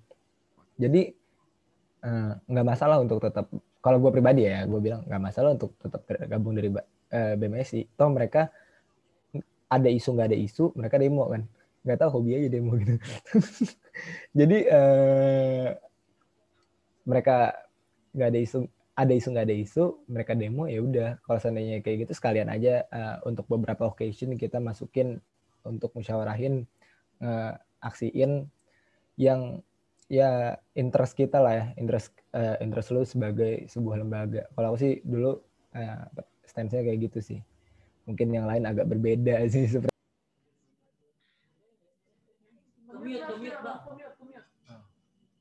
Udah selesai kok, udah selesai ya, Bang Lam. Siap. Mungkin itu ya jawabannya Mas Afif untuk dari Bang Lam. Mungkin selanjutnya dari Mas Alam dulu. ITB. Oke, siap. Suaranya terdengar? Kedengeran Mas. Monggo. Ya tadi mungkin saya sepakat sama statement Elang mengenai bahwa gerakan itu emang nggak pernah bisa independen ya, karena ya sejatinya kan ya kalau ngelihat apa esensi gerakan kan misalnya kita lihat aja 3 gitu kan, pendidikan, organizing, sama transforming gitu kan. Ya organizing aja udah yang ngomonginnya kayak oh ya ini nggak mungkin independen lah kayak gitu kan. Gitu. Terus selanjutnya sebenarnya gimana sih konteks ketika akhirnya menjabat gitu ya, yang urusan berelasi dengan relasi pergerakan lain. Nah, mungkin jadi catatan saya nih sebenarnya ya kalau ngelihat ya mungkin label ya, masalah label ini emang jadi masalah gitu sih, kayak ngelihat anak UI ataupun anak UGM gitu kan, jadi semacam mahasiswa yang di dunia sendiri gitu. Akhirnya ya yang mungkin perlu diusahakan lebih ya masalah komunikasi sama ini sih, kerendah hatian ya. Ini mungkin sederhana tapi ya emang kerasa bener sih. Maksudnya ketika mungkin teman-teman lagi konsol segala macam, akhirnya ada semacam eksklusi gitu lah. Kayak, oh ini kelompoknya sama inilah, UI mau ini siapa, ini siapa. Nah, itu emang komunikasi sama perendah hatian itu sih untuk mencoba mendengarkan kepentingan yang lain, mendengarkan ya itu keinginan-keinginan seperti itu. Terus dan memang paling sulit sih ketika teman-teman sedang menjabat ini adalah menemukan common goals sama understanding gitu sih. Jadi kayak, oh ya ini di tengah berbagai banyak kepentingan nih sebenarnya apa sih yang bisa diakomodir secara bersama gitu kan. Dan akhirnya cara akomodirnya itu kayak gimana gitu. Karena ya seringkali ketika kita ingin bergerak bersama gitu ya, masalah-masalah sepele kayak siapa yang ngomong, terus kepentingan siapa yang mau dibawa kayak gitu kan selalu bikin jadi ribut ya. Jadi itu sih, itu salah satu susahnya. Jadi bisa mungkin emang kita ngasih clear statement gitu sih. Sebenarnya apa sih yang pengen kita perjuangkan segala macam sehingga relasi pergerakan kita tuh bisa menangkap intensi kita seperti apa. Terus untuk kedepannya sih sebenarnya menurutku mengenai relasi ya mungkin salah satunya BMSI ya ataupun kampus-kampus lainnya juga sebenarnya harapannya sih bisa menghadirkan alternatif gerakan gitu sih selain sosial politik ya. Maksudnya karena kita terlalu membayangkan bahwa oh ya sosial politik mulu akhirnya ya ngomonginnya kepentingan politik mulu kan. Tapi ngomongin kepentingan akhirnya gimana nih akhirnya kita bisa mendeliver alternatif gagasan kita tuh bisa tercapai gitu kan. Sebenarnya ya mungkin salah satu contoh baik ya yang mungkin di BMS itu udah mulai muncul aliansi Sosmas ya. Itu jadi apa ya? Itu alternatif itu sih untuk merekatkan hubungan antar kampus itu sih. Dan ya mungkin kedepannya kalau misalnya teman-teman punya gagasan-gagasan lain sebagai pengikat baru selain gerakan sosial politik ya itu akan jadi hal yang sangat menarik untuk diuji cobakan gitu sih sebenarnya. Nah itu mungkin itu aja dari saya. Oke, terima kasih Mas Alam atas tanggapannya. Mungkin selanjutnya langsung aja dijawab oleh Mas Sigari terkait pertanyaan dari Mas Afif. Monggo Mas Sigari. Ya, dicoba. Oke, masuk ya, kedengeran? Aman? Oke. Pertama, menaruh concern pada isu sosial politik ataupun merespon kebijakan-kebijakan yang diakibatkan oleh negara, itu sudah merupakan satu bentuk yang tragis. Itu sudah merupakan satu tragedi untuk kita. Tragedi. Tapi yang kita upayakan adalah bahwa kita menolak untuk menjadi yang tragis. Knowledge itu privilege. Anda bisa melihat sesuatu itu menjadi sebuah masalah, itu adalah privilege. Yang sebenarnya menurut saya menjadi bermasalah adalah jadi aktivis itu jangan galak-galak. Itu yang pertama. Jadi aktivis itu jangan galak-galak. Punya privilege itu jangan galak-galak. Karena knowledge itu privilege. Semua orang bisa tahu bahwa itu adalah pelanggaran HAM. Nggak semua orang bisa tahu bahwa kekerasan seksual itu punya sesuatu yang harus kita respon. Karena ada struktur yang terus merekonstruksi itu. Struktur agama, bukan agamanya, tapi Islam politiknya yang digunakan untuk menjadi instrumen yang sangat politis. Yang membuat orang pada akhirnya tidak bisa melihat bahwa itu masalah. Yang kita lawan itu bukan sesuatu yang sifatnya horizontal, tapi secara vertikal. Dan itu sesuatu yang diproduksi oleh mereka yang punya resources yang cukup. Jadi, tadi karena saya bilang bahwa merespon fenomena sosial politik itu adalah sebuah tragedi, untuk itu kita harus menolak menjadi yang tragis. Menolak menjadi yang tragis berarti untuk siap berhadapan pada segala kekecewaan. Harapan itu selalu bersanding dengan kekecewaan.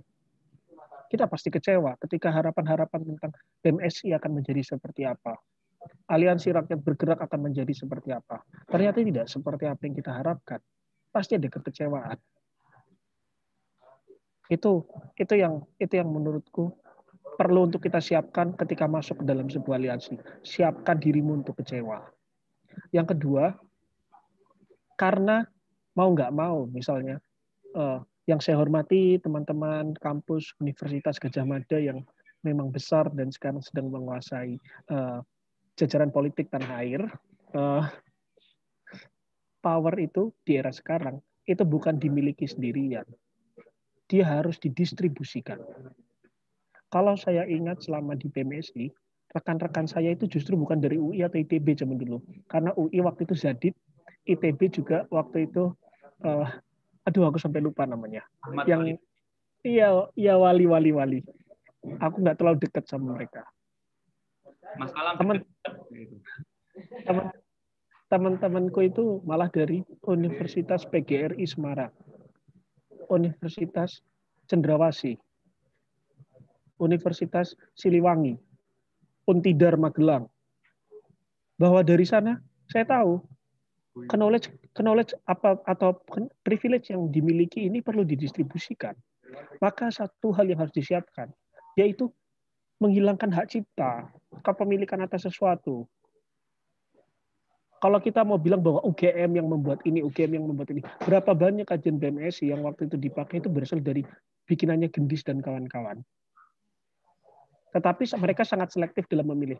Nah, ketika kami terus ada di aliansi-aliansi itu, kami tidak langsung punya semacam posisi untuk bisa menggugat karena aku ada menjadi bagian di dalamnya. Kalau teman-teman ingat, kabinet obat tidak keluar dari BMSI dan kami tetap ada di sana. Dan karena kami ada di sana, kami bisa mengkritisi apapun yang menurut kami perlu dikritisi. Bahkan waktu itu sempat viral di UI catatan kaki ya, bagaimana BMKM mengkoreksi kajian BMSI. Nah, dan itu kami publish. Kenapa? Karena kami punya posisi di dalam BMSI sekalipun bukan siapa-siapa. Nah, kita perlu yang namanya kerendahan hati dan kerelaan untuk terus ada di dalam front-front yang seperti itu. Kita tentu pasti bisa jadi kamu, Farhan, aku, teman-teman kabinet semuanya, Mas Alam, Elang, itu punya kebenaran yang berbeda. Tentu. Kamu memandang adil, aku memandang adil itu bisa beda. Tapi kemanusiaan itu universal. Itu sesuatu yang nggak pandang latar belakang dan sebagainya. Maka baik itu mau dari warna apapun, ya proses-proses konsolidasi dan kompromi itu perlu. Selama kita berada pada dalam front yang sama. Selama kita punya cita-cita politik yang bisa jadi masih beririsan. Nah, yang penting adalah seberapa jauh kita siap untuk merelakan apa yang sudah kita punya semacam nama, lalu juga, waktu itu yang nulis kajian siapa gitu. Ya sudah, ketika kita sudah masuk aliansi, itu menjadi bagian dari aliansi. Dan itu butuh kerelaan. Dan orang akan tahu kok, mau nggak mau, ketika dia tidak punya cukup, kalau kita mau agak berpolitik dalam aliansi ya, menjadi sesuatu yang sangat politis, maka kompetensimu itu akan dibutuhkan. Karena pos itu nggak mungkin diisi oleh kelompok lain yang kalau kita dianggap kompeten. Maka yang harus dibawa itu bukan kongsi politiknya, bukan membangun gerbong politik sama kelompok mana, sama kelompok, enggak. Kompetensi kita yang harus disiapkan untuk bertarung. Saya selalu percaya karena saya selalu punya posisi untuk berpijak pada kaki sendiri, bukan pada kongsi-kongsi politiknya. Kongsi politiknya bisa bubar, tapi kompetensi kita, kelompok, seseorang itu nggak bakal pernah bisa hilang selama itu melekat dan menubuh. Itu yang harus disiapkan. Untuk masuk ke dalam aliansi, kita bukan sibuk mengurusi gerbong politik, tapi menyiapkan kapasitas kita untuk nanti bisa membangun bargaining ke kelompok lain. Itu pasti dibutuhkan. Mau kamu berbeda sebeda-beda apapun, knowledge-mu itu pasti dibutuhkan. Trust me, it works kalau kata Elman kan. Ya karena itu nyata adanya dan itu sesuatu yang empiris yang pernah saya dapatkan. Jadi aku juga mau ngucapin selamat ya buat Afif. Eva. Nah itu dulu sama ikut dia di Axpro, sekarang jadi Menko. Ya semoga nilai-nilainya nggak luntur. Banyak hal yang masih bisa dibawa. Selamat. Siap, terima kasih. Siap, Ren. Oh iya, bro, gue ada tambahan dikit independensi ya, bahwa bahkan kajian sekalipun nggak mungkin independen kan. Lu pasti nge-footnote seseorang. Pertanyaannya adalah lu nge-footnote siapa. Itu pertama. Kedua, bahkan dan emang kadang-kadang dalam beraliansi, nggak tahu ya, ini mungkin karena UI sangat pragmatis dan transaksional ya. Ini fair-fairan. Gue pernah bikin kajian karena BMSI. Jadi pokoknya udah rapat BMSI terus kayak intinya wah kita mau demo nih tentang KPPS. 2019 tuh KPPS banyak yang meninggal. Gue sampaikan ke bos, Masya Allah, ini daripada makin aneh nih narasinya kan, kita kecipratan juga.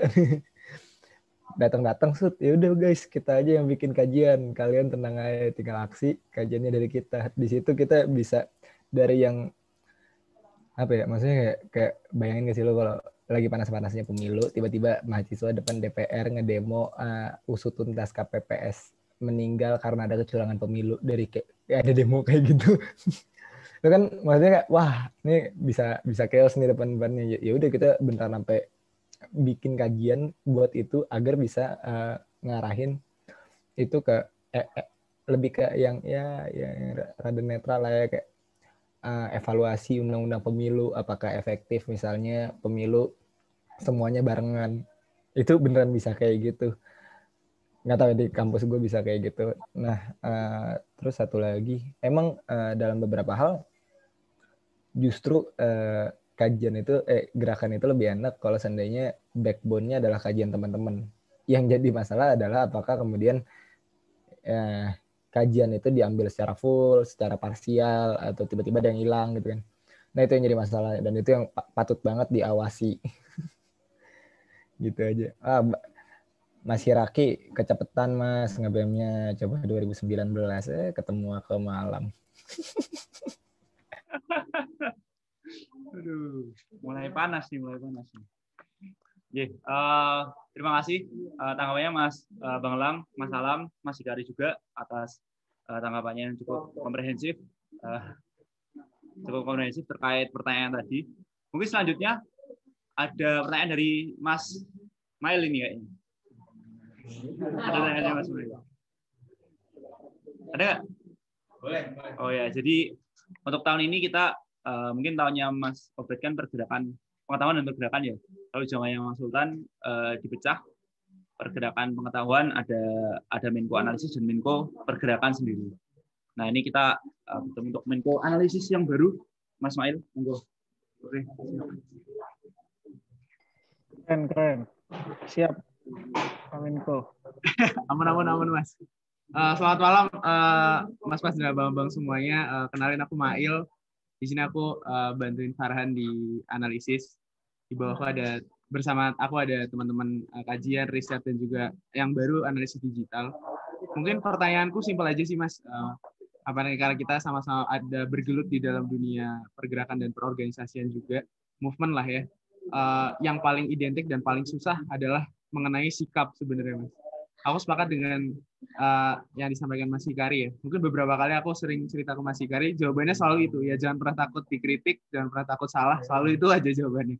Ya karena emang kita nggak perlu takut untuk dikritik dan tidak perlu takut untuk salah juga. Nah cuman dari sikap ini aku ingin bertanya sih, mungkin pertanyaan pertama adalah sebagai BEM Badan Eksekutif, sebenarnya kita punya banyak stakeholders yang harus kita satisfied, yang harus kita perjuangkan gitu. Ada mahasiswa, ada masyarakat, dan juga ada pemerintah khususnya. Nah dari ketiga stakeholders ini kadang untuk menentukan sikap apakah kita akan berpihak kepada siapa itu pun menjadi perdebatan. Anggaplah kita sedang mengkawal isu nasional, tapi sebenarnya stakeholder di mahasiswa kita justru sepakat untuk menolak, anggaplah. Tapi ternyata secara nasional gerakan ini justru sepakat gitu.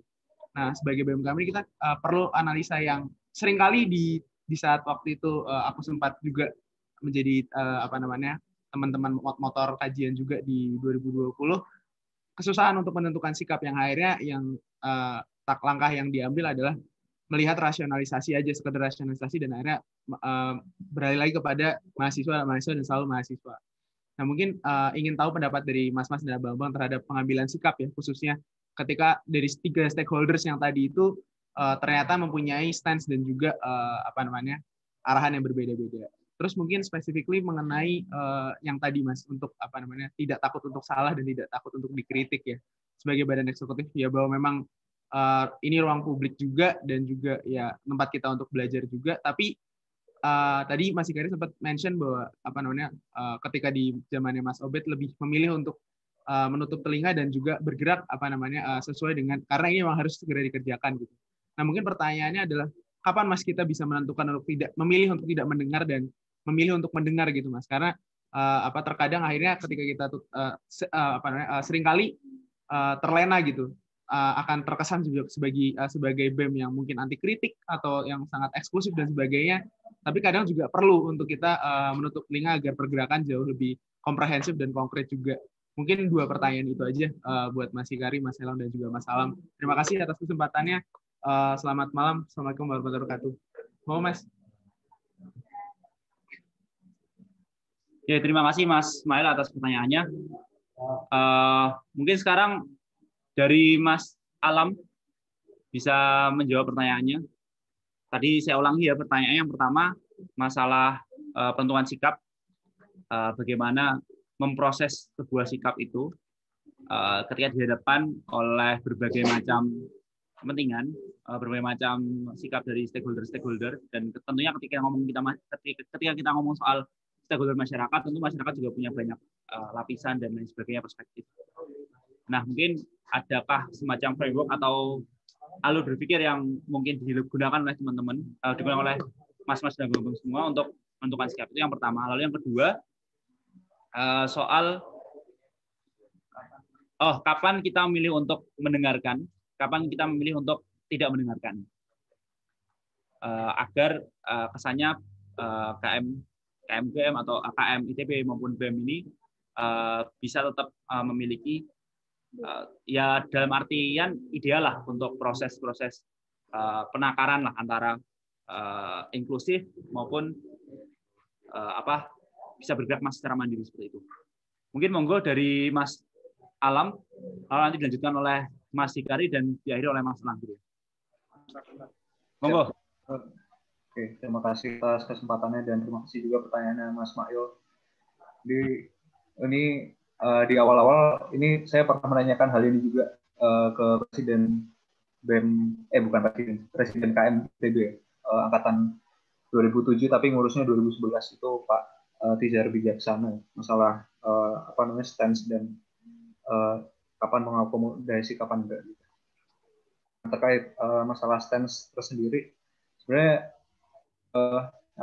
kita sebagai pribadi ya mungkin pejabatnya terlebih dahulu ataukah mungkin dari presidennya juga kalau misalnya kita memang saklek main di aturan hierarkis organisasi sebenarnya standing point kita tuh ada di mana gitu sih dalam melihat hal itu terlebih dahulu baru nanti akhirnya kan kita harus mengeksplorasi justifikasinya seperti apa segala macam gitu lah. Nah pada waktu itu sebagai contohnya pernah kita ngebahas isu tentang lingkungan hidup waktu penelitian mata kuliah di kota kan sih bilangnya kayak oh ya ini nggak boleh nih ada perumahan pemukiman di wilayah kawasan lindung atau kawasan kritis gitu kayak gitu kan. Tapi dalam kenyataannya kan ya secara pengendalian pemanfaatan ruangnya itu nggak kayak gitu. Maksudnya fungsi kontrolnya itu nggak sesakit gitu kan. Dan belum lagi masalah yang akhirnya membangun di situ kan siapa gitu kan. Apakah mereka akhirnya orang-orang yang teralienasi nggak punya lahan dan akhirnya terpaksa harus tinggal di situ ataukah mereka yang memang developer segala macam. Nah ini kan di sisi ini kan akhirnya ya perlu melihat perspektifnya gitu kan. Dan akhirnya ya standing point yang mau diambil itu mau di mana kayak gitu. Apakah akhirnya berpihak ke orang-orang yang teralienasi ini ataukah ya kita berpihak pada kesaklekan kita terhadap aturan yang disusun yang udah disepakati gitu. Nah itu keberpihakannya itu ada di siapa gitu sih. Dan salah satu metode yang cukup oke menurutku ya di kabinet KMITB itu sebenarnya tahunnya Kak Ardi Rashid itu tuh Menko PSDM-nya tuh menyusun semacam nilai dasar pergerakan gitu sih. Jadi di situ ada nilai-nilai yang disepakati di kepengurusan. Nah, nanti itu nilainya itu digunakan untuk melihat isu-isu seperti apa aja. Kalau misalnya salah satu nilainya sebagai contohnya nilai persatuan gitu ya. Ketika ada isu persatuan, misalnya ya itu langsung akhirnya ditanggapin, stance kita udah jelas, langsung ya udah langsung diangkat gitu sebenarnya. Nah, itu kalau misalnya eksplorasinya ya mungkin nanti bisa nanya-nanya ke yang dan saya cukup ngerti tapi nanti mungkin bisa diskusi lebih lanjut.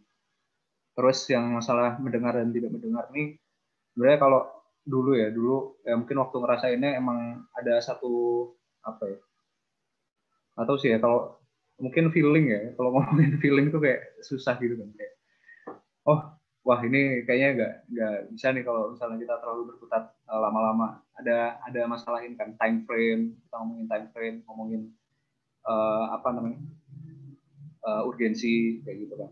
Akhirnya ya udah, apa sih yang bisa kita apa namanya, kompromikan, ataukah bisa kita tangkap masukannya, bisa kita perbaiki dan segala macam kayak gitu sih. Dan akhirnya tetap apa ya udah kita kerjain aja, karena itu kan ya masalah apa ya, masalah batin itu sih, masalah batinnya. Akhirnya ya udah kita lanjut gerak gitu aja, dan untuk beberapa hal ya udah kita kompromikan.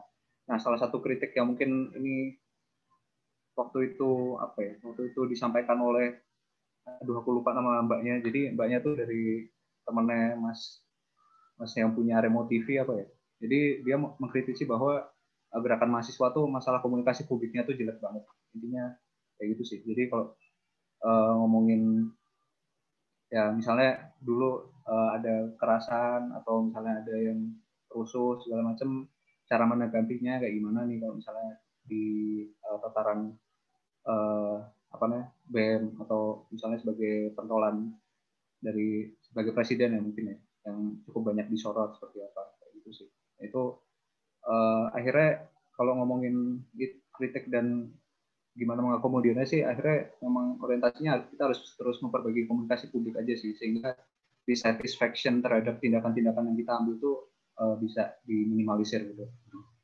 Ya mungkin gitu aja sih kalau dari saya. Terima kasih. Siap, mantap, matur nuwun Mas. Oke, selanjutnya Mas Hidari, ini apakah masih tersambung? Oh iya, siap. Masih. Monggo Mas. Oke. Halo Mail, sehat-sehat ya. Pertama, merespon yang pertama, kalau kita berkutat pada ilmu pengetahuan, tentu di dalamnya teori. Kalau kita bertemu dengan teori, seringkali kita bertemu, bukan seringkali, sudah menjadi keniscayaan bahwa ia bisa jadi berbenturan satu sama lain. Tidak jadi satu kebenaran tunggal, bukan menjadi sesuatu yang mutlak. Oleh karenanya,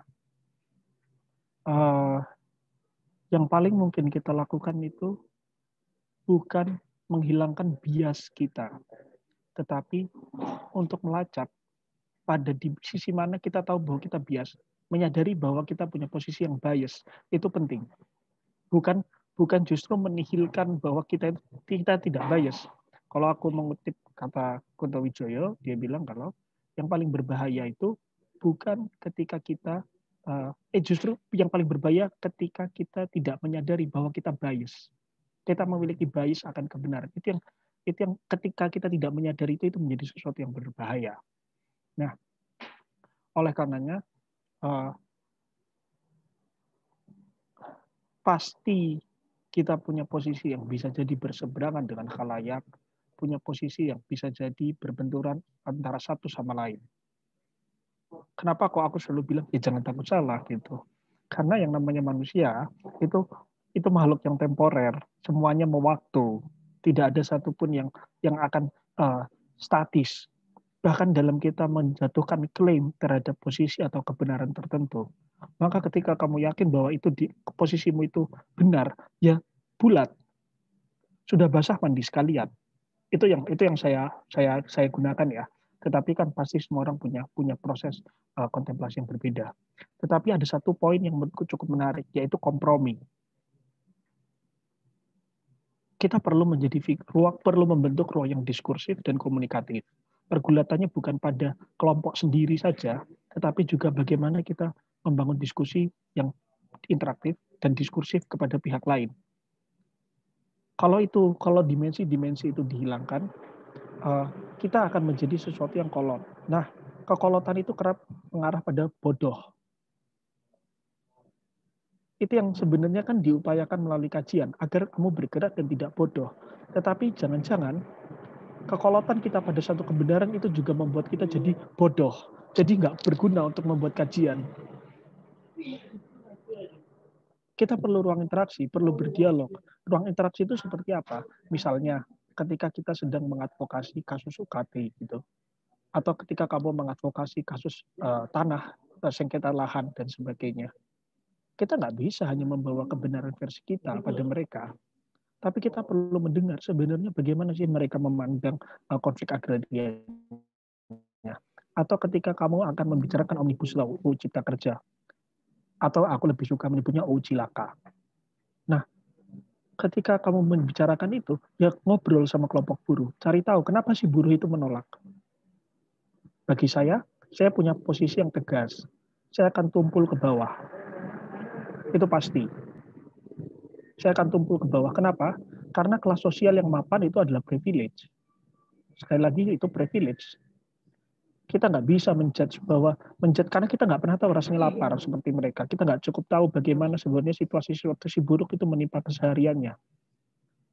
Itu yang menurutku perlu. Proses dialognya bukan pada tataran pembuat kebijakan semata, tetapi juga pada orang-orang yang berada dan berdampak pada kebijakan-kebijakan itu. Itu yang menurutku menjadi ruang yang tidak membuat kita kolot. Lalu yang kedua, sejak kapan Anda akan menutup telinga? Seperti halnya misalnya di zamanku, kapan kami akan menutup telinga? Ya ketika kami merasa bahwa perdebatannya bukan sesuatu yang substansial. Ketika mempermasalahkan moderator acara, waktu itu pernah BMKM UGM bikin screening film tentang pemilu, pilkada gitu di Solo. Habis itu dibilang itu kristenisasi di UGM. Kami jelas tutup telinga. Kenapa? Karena acaranya belum ada. Acaranya belum jalan, dan Anda bisa menjatuhkan klaim bahwa terjadi kristenisasi di kampus. Mana barangnya apa? Dan pada mungkin teman-teman akan menemukan situasi-situasi yang serupa. Ya, pada hal seperti itu biasanya kami memilih untuk tutup telinga. Tetapi ketika dikatakan bahwa ada simbol yang salah dalam proses komunikasi publiknya, sehingga bisa dimisinterpretasikan.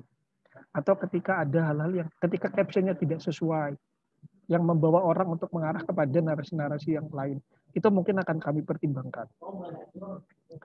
Tetapi ketika nanti misalnya Novel Baswedan itu pelaku korupsi atau KPK, ya menurut saya sudah tidak substansial ya. Enough. Karena berbicara pada tembok itu bodoh sebenarnya. Merespon untuk kita berbicara pada suatu kelompok yang kolot itu adalah kebodohan. Karena itu serupa dengan berbicara pada tembok. Dan yang bodoh itu bukan temboknya, kita.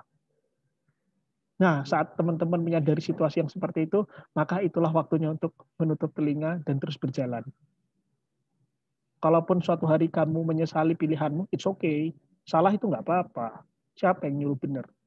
Kalau mau nggak salah, bunuh diri sekarang. Karena kamu nggak akan menemukan pilihan-pilihan lain ke depan. Jadi kamu udah menutup harimu dengan, oke, aku pernah melakukan kebenaran sekali. Lalu setelahnya agar menghindari kesalahan, satu-satunya cara apa? Bunuh diri, suicide. Tapi kan enggak. Kita masih terus mau hidup. Dan terus hidup itu konsekuensinya terus salah berarti. Ada kesalahan-kesalahan yang mungkin muncul. Termasuk dalam hal, apalagi ketika kita bicara pada tataran kajian yang berkaitan sama ilmu pengetahuan. Santai wae lah. Jangan terlalu dipikir. Jadi ya, yang paling penting itu kamu berani untuk mengutarakan aja itu udah baik. Masalah nanti itu salah itu benar, ya kita juga masih dibilang disebut mahasiswa kok. Teman-teman masih disebut mahasiswa. Kalau teman-teman udah belajar dan pintar, bisa jadi udah gak kuliah.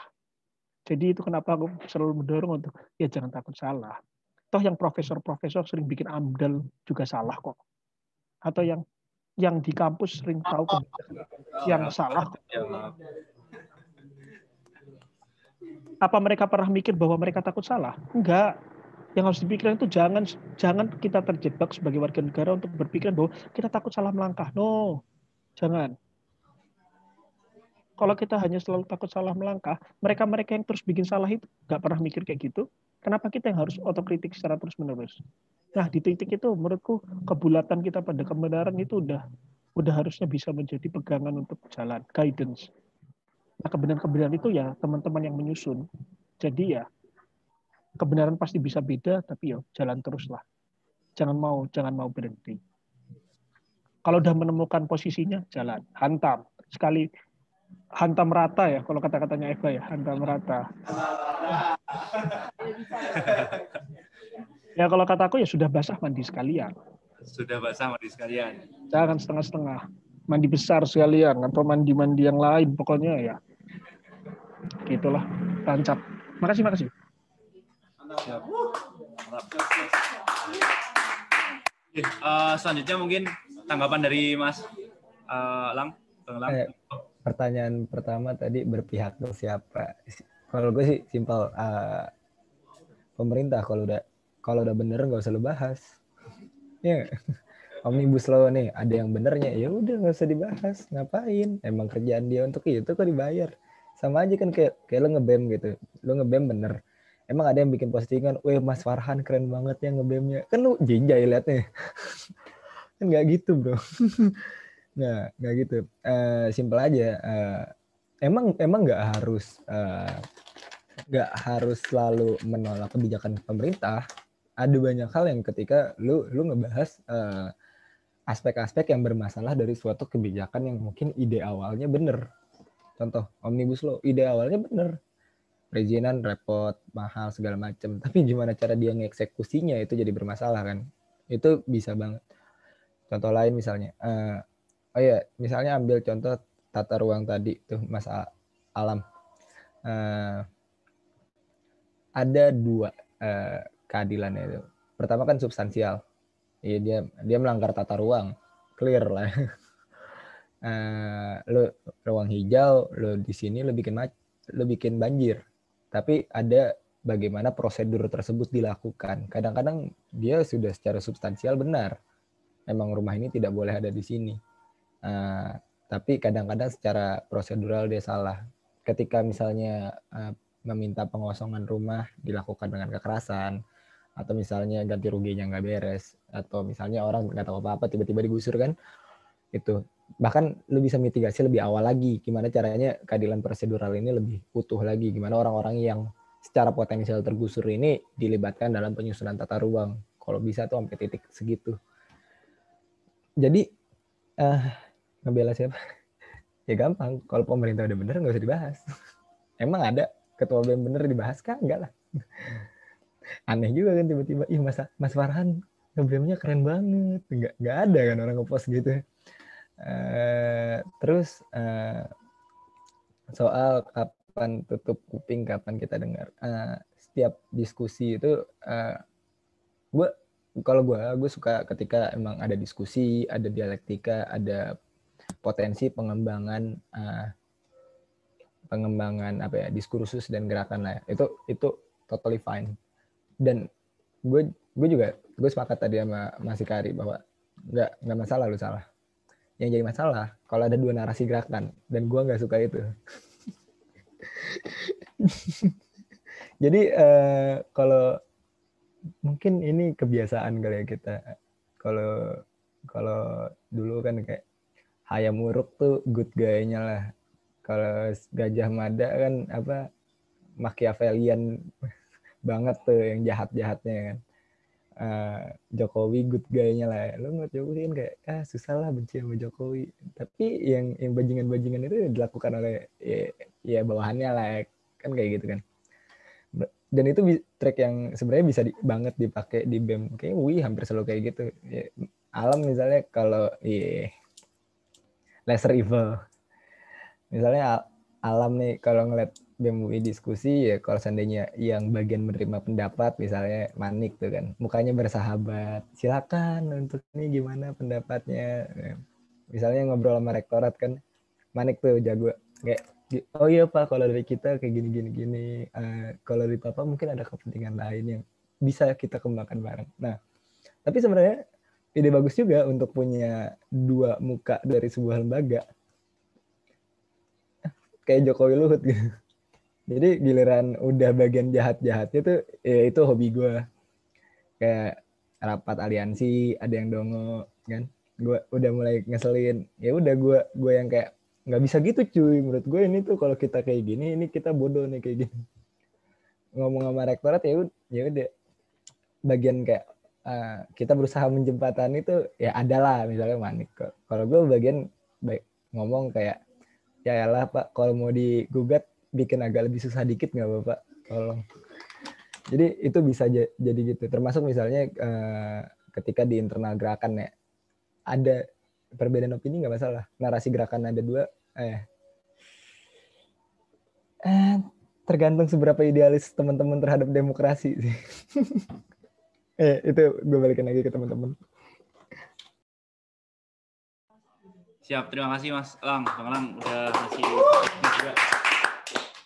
Ya karena tadi janjinya 215 ya, saya tapi ternyata sangat seru dan di sini teman-teman juga antusias juga dengerin dari setiap pembicara tadi mengungkapkan pendapatnya, dan kita juga record juga untuk pertemuan ini supaya nanti kita kalau perlu untuk mengulang lagi apa disampaikan dan apa yang menjadi catatan-catatan dari setiap di sini perwakilan dari lembaga ya di zamannya ya, itu bisa kita reverse juga untuk jadi bagian dari evaluasi dan tambahan proyeksi BMKM ke depan lagi gimana, BMKM UGM untuk bergerak ke depannya seperti apa.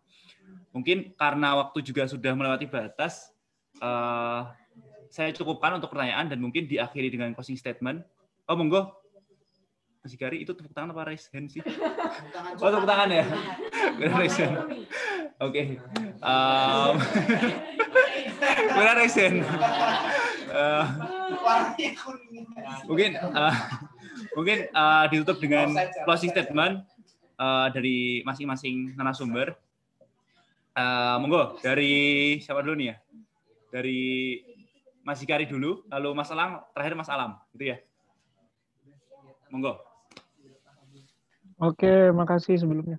Aku mau ngucapin terima kasih ya buat teman-teman, buat Farhan, buat teman-teman kabinetnya. Kasih banget udah diajak sharing. Ini selalu menjadi hal yang luar biasa.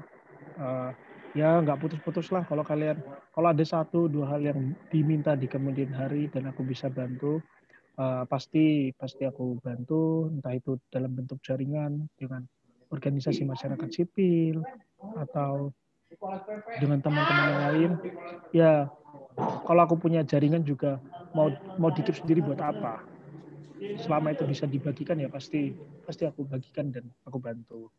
Yang kedua, ya selamat untuk kepengurusan teman-teman yang sekarang. Selamat menakodai gerakan arus baliknya, dan apapun yang terjadi nanti ya pantang pulang. Kalau layar sudah terkembang, pantang biduk surut ke tepian kan. Saya harap gini sih, aku sebagai penutupnya aku ingat cerita Cak Munir. Jadi suatu hari pernah, kalau ini kan konteksnya percintaan ya, jadi suatu hari ada orang yang nanya ke Cak Munir gitu, kalau sekolah terus kapan nikahnya? Pertanyaannya kan gitu.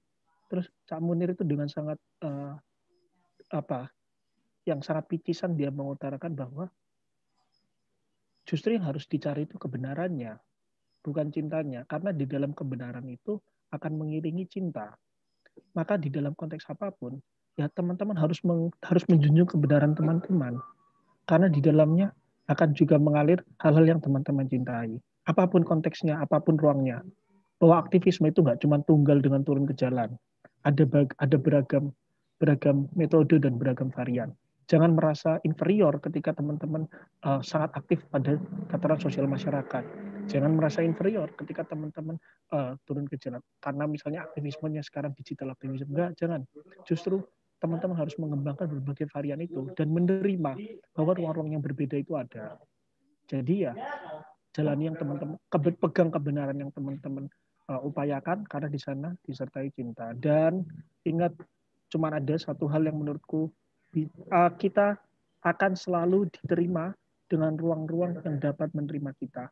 Jangan memaksakan sesuatu yang memang tidak bisa menerima. Mau kamu sampai berbusa bicara, mau kamu meyakinkan sampai matamu melotot atau seperti apa susahnya, nggak akan bisa kamu diterima. Maka jangan berupaya untuk itu. Akan selalu ada tangan yang menerima kalian. Ya, dan karena kita ini cuma setahun, teman-teman tentu, kalian 2 tahun apa 4 tahun sekarang, atau setahun juga kan? Setahun juga Mas, mohon maaf. Ya siapa tahu dia ini kan incumbent maju lagi. Ya jangan berharap bisa menyelesaikan semua hal dalam waktu 1 tahun. Tanganmu itu cuma 2. Maka upayakan yang bisa kamu rangkul. Sisanya itu ya memang ketidakmampuan kita, dan maafkan ketidakmampuan kita. Ya karena kita itu ya mau manusia biasa kok, nggak bisa mengerjakan semua. Tapi upayakan yang kita rangkul itu dengan keseriusan. Itu aja sih, itu yang menurutku bisa jadi pegangan ke depan. Ya jangan patah arang, selamat berjuang sebaik-baiknya, selamat menahkodai jalan ke depan Farhan, dan teman-teman temani Farhan, karena itu pasti akan menjadi kerja-kerja berat ke depan, dan Farhan juga temani kawan-kawannya yang lain. Jangan merasa bahwa kamu superior. Semuanya pasti sama. Semangat. Terima kasih.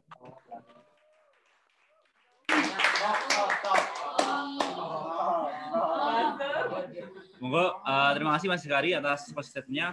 Lanjut, Mas Alam. Alam dulu dong. Alam dulu. Sorry. Mas Alam. Masih di mute, Mas Alam. Nah. Siapa?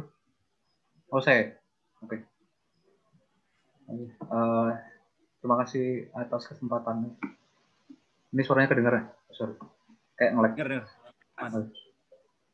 Ya, terima kasih atas kesempatannya buat teman-teman BEM KMUGM, dan semoga lancar menjadi pengurus ke depannya.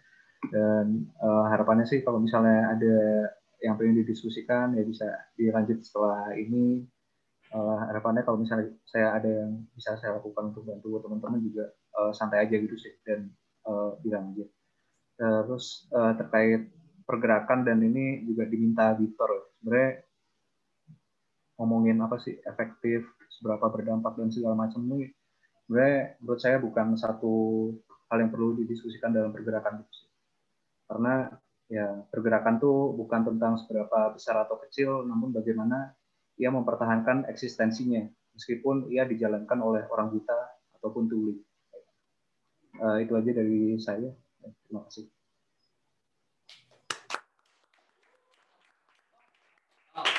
Top. Mantap, Mas Alam. Terima kasih closing statement-nya. Terakhir dari Mas Alam. Ya Allah, pada bijak banget. Gue jadi jiper mau ngomong apaan nggak tahu.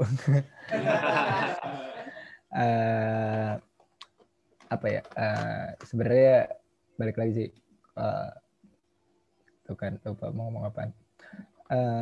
Kalau menurut aku, posisi teman-teman selamat udah menduduki posisi yang sangat strategis. Semoga dinikmati dan digunakan dengan baik. Pertama itu. Kedua, mungkin teman-teman akan sangat memiliki kesempatan untuk merangkai gerakan agar dia bisa seefektif dan seefisien mungkin.